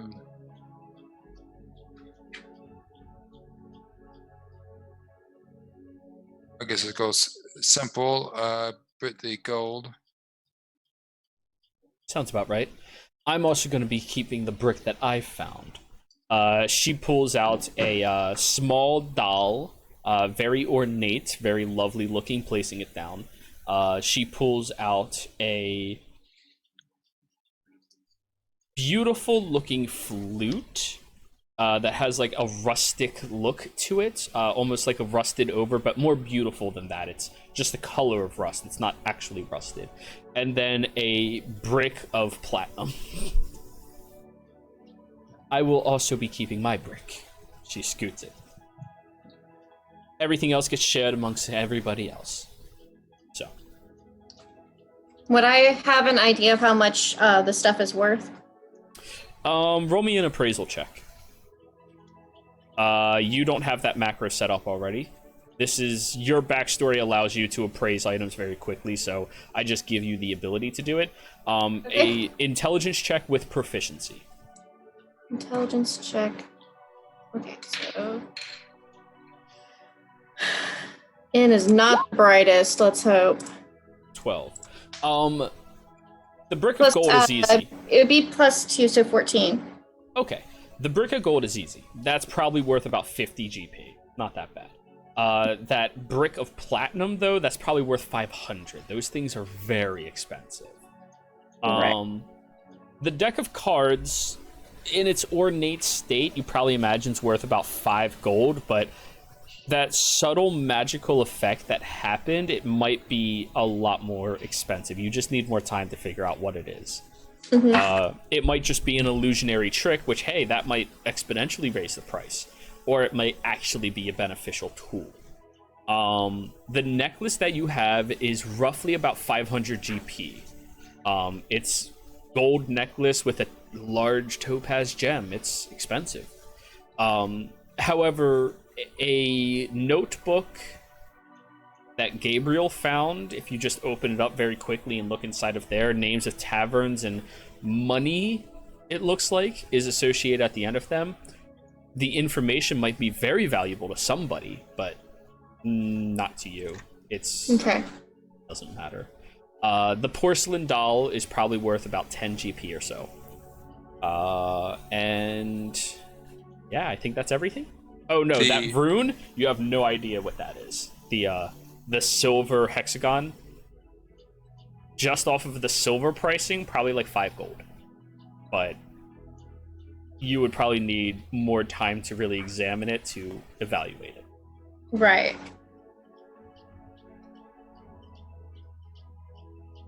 Like, I'll spend some free time over the trip kind of looking at it and thinking about it. And Okay. So.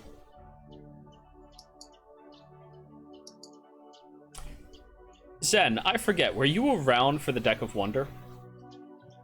No. Okay. Something that predates you. Wow. Okay.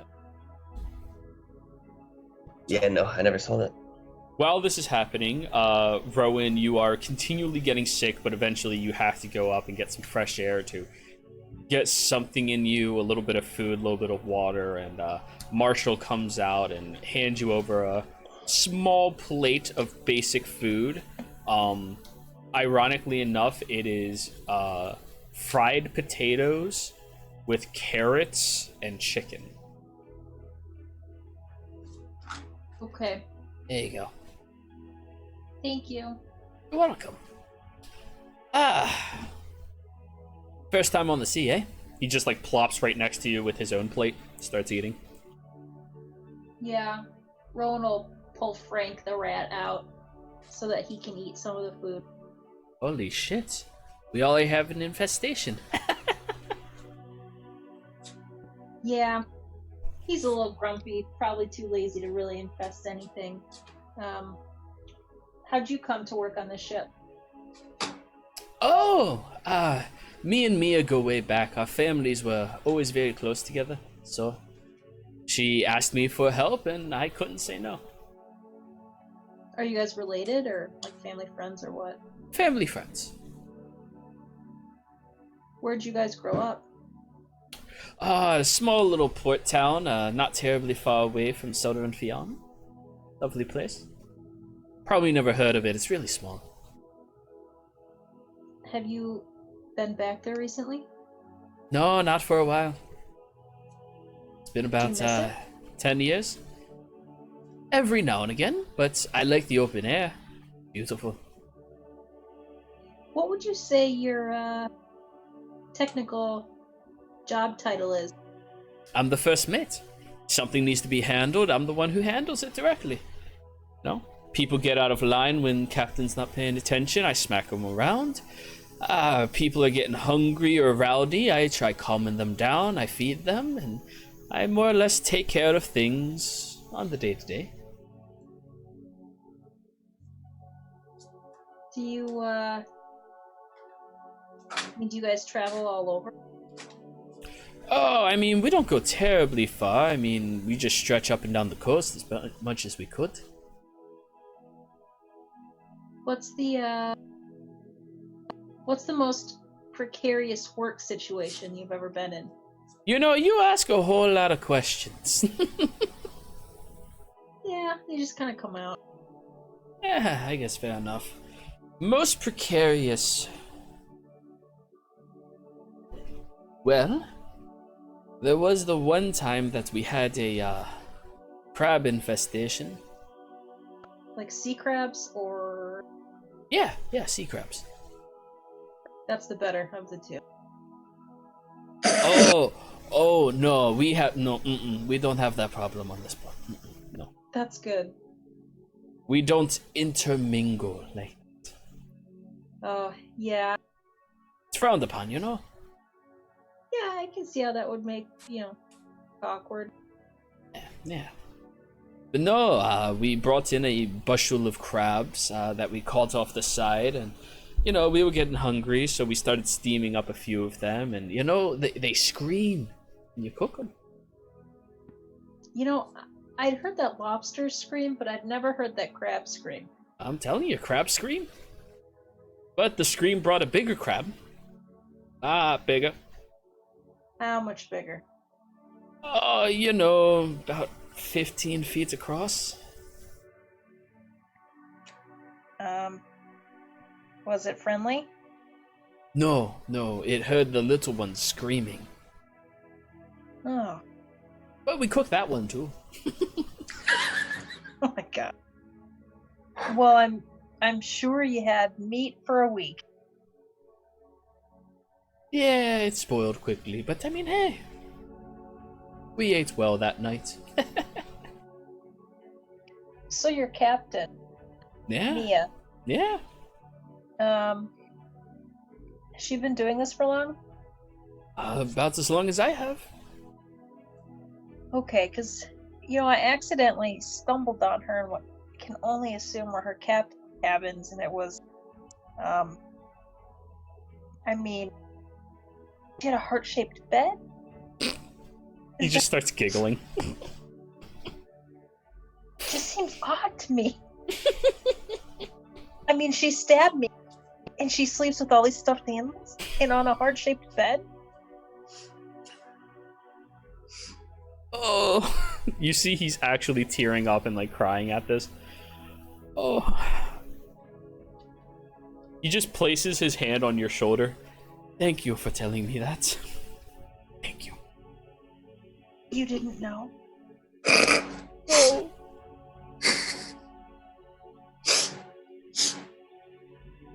Ooh. Mitch is gonna love that one. Okay, Ooh. you didn't hear it from me. Oh, I had to hear from somebody. Oh, I might be a dead man walking by the end of tonight, but it'll be worth it. Ah, that's beautiful. Just wipes away his tears and keeps eating. It's tough. Hot shit, man. Suits her, right? I don't know her that well. Does a heart-shaped bed suit anyone, really? Swingers? Oh my god. What's a swinger?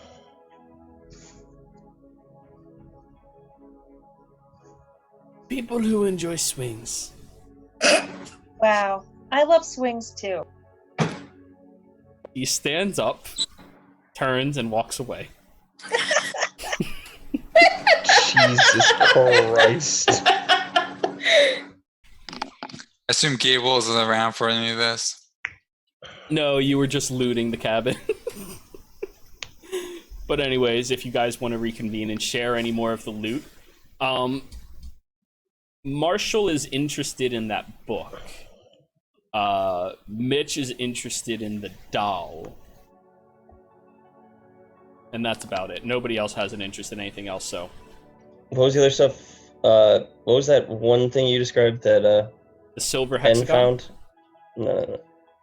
N found the There was a necklace. It's oh, gold. the necklace? Okay. Yeah. Yeah, I don't really care Gold about that. But necklace the with hexagon. a topaz. Yeah. Mhm. Hexagon. Gable, take the silver hexagon. Oh, Gabriel took the silver hexagon. Never mind then. Oh, They found it. They get first dibs. yep. Yeah, so it's just a necklace. It's worth about 500 gold. I'll take it. Put it on, and it actually Nope. suits your physique very well, but not the color. I'm Just taking. I'm just gonna pocket it. It's that tells me something about the woman that wore it. Okay. yep, very broad-chested, let's say, Yeah. wide-necked.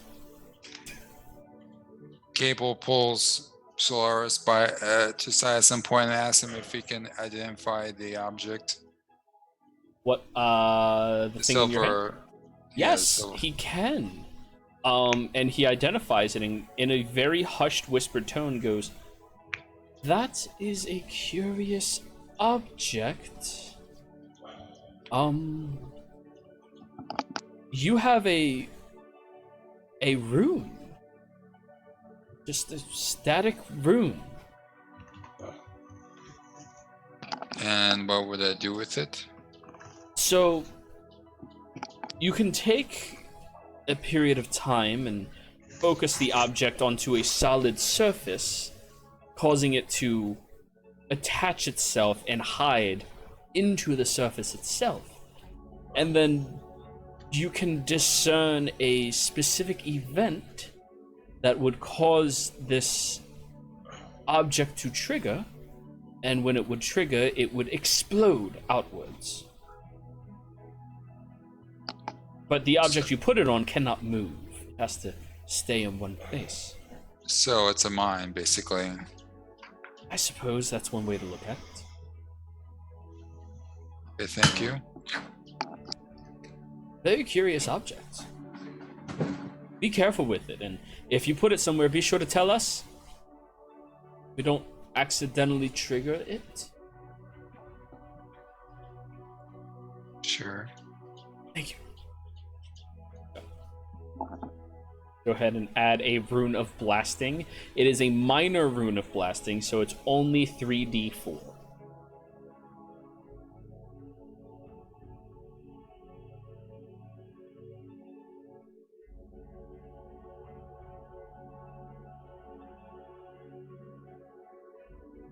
With all of you on the deck fixing things up and beginning to finally catch your bearings on the ocean, you finally see the cressing of the waves and the pushing that you are doing over it on the very soft blues and the wide open sky above you. It's beautiful, even.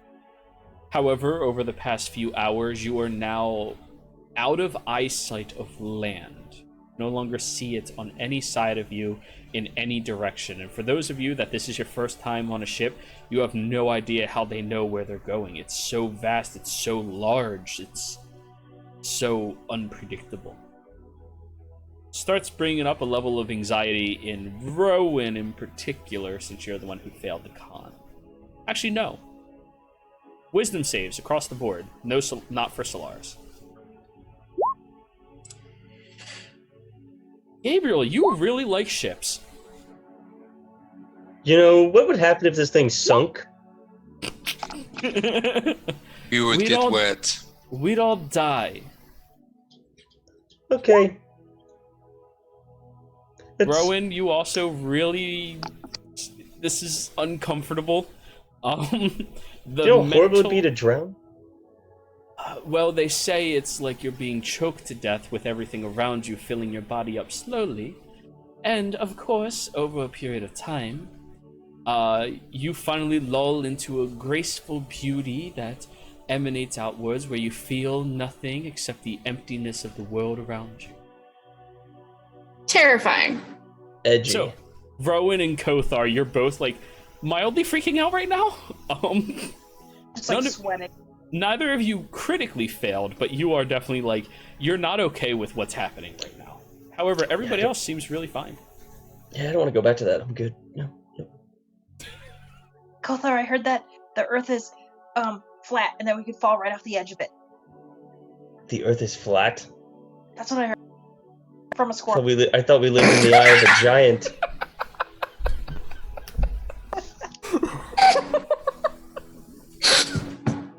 Is that where you get all your worldly experience, squirrels? Yeah, they're the chattiest of all the woodland creatures. Has no one here seen Rick and Morty? Yes. Or the Emperor's New Groove. Rick and Morty when they talk to the squirrel. Squeakity, squeak, squeak, squeak, mix, squeak and squeak. Yes. Cusco's poison. The poison is designed specifically to kill Cusco.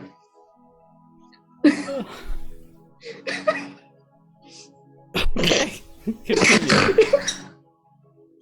I didn't know squirrels were so Incredible. knowledgeable. Yeah, they're big readers. The big readers. Yeah. Oh, okay. Just pat on the head. Just. Rowan starts like breathing into her hands like one would with a brown paper bag. Just So Kothar, It's gonna start singing like a little lullaby to like try and calm Rowan down. all right, you do have Song of Rest, so you can keep them stimulated enough not to focus on it. But Kothar, every time N stops singing and playing their tambourine of rest, You would just be singing. you start questioning the credibility of squirrels and start piecing together how diverse they are and how they belong everywhere in the world, and they can survive in any climate, and squirrels are going to take over the world. They can pass knowledge on better than any other woodland creature. We just take them for granted and they can just hide. Oh my god. And now you think the Earth is flat. The Earth is flat. Stop the ship! But anyways, with the two of you having your first mild panic attacks, at the end of that hour, you crest forward, and a storm starts to roll in. A deep, heavy set of clouds that seemed forever in the distance have quickly consumed into your area, and right before you hit them, you notice the waters turn from the cressing white, glowing blue and reflective of the sun to a deep, dark, all-encompassing blue of the deeps of the territory. You listen to the rain starting to speckle around your ship, and you see the cracking of thunder and lightning in the distance, starting to quake the waves a little bit more and starting to shake all of you. Abel at some point has taken off his armor and stowed it in his cabin. Sounds like a very good call. Now, as this is happening, you see Mia over at the helm, and she calls out over the waves. All right, everyone, if you have any amount of strength, get yourself somewhere useful with a bunch of rope. Those of you that are useless, go downstairs. should I go downstairs? Kothar? Yeah. Go below deck. Okay, go below deck. No, not you, Rowan. Stay up here, Gabriel. No, I was saying you need to go below deck. I mean, if you think you can handle it, that's fine. Rowan, go focus some rest, okay? Go and talk with the horses, make sure they're okay. And get below deck. Excuse me, I'm gonna be all that strong, but my magic will work, okay? Okay, that's completely fine. Tie yourself down. So as you all are having this conversation, I need a strength saving throw from those of you on the top deck.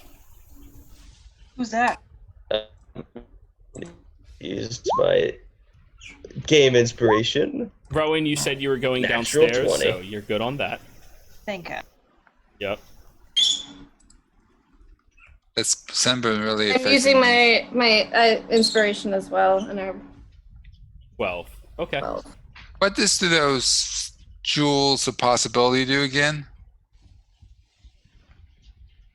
Possibility stones we got from the abrasier when we dealt with the first. Yes, you can use them to grant yourself advantage. Let's Okay, see. before the roll. Before the roll. Oh shit. Okay, fine. Yeah, sorry. But anyways, as you're all having this discussion, Rowan, you just made it downstairs, down below deck, and Mitch has hurried and scurried underneath as well with you. The only ones that are still on top are N, Gabriel, Kothar, Mia, and Marshall. Everybody else is down below deck. Now, as you're having this conversation, one of the waves crashes and spreads across the vessel, and you quickly grab onto something on the side and reach your arm, squeezing against it, having the rope burn into your skin as the water is trying to push and course you away. Kothar, you see it crashing towards you, and you grab around the mast with one arm and squeeze onto it. Gabriel, however, you are just too far away from grabbing anything. The water crushes into you and throws you back, skidding past the two of them. Anne and Kothar, I need you both to give me dex saves.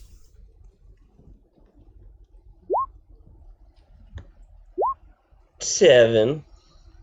You have advantage on dex saves that you're aware of happening. A 10. Okay. 21, then if we have advantage. Why would you have advantage? Just Oh, me. I thought, just Kothar's okay. barbarian, they're bullshit. Gotcha. Just for danger sense. Yeah. I see. Then 8 for N.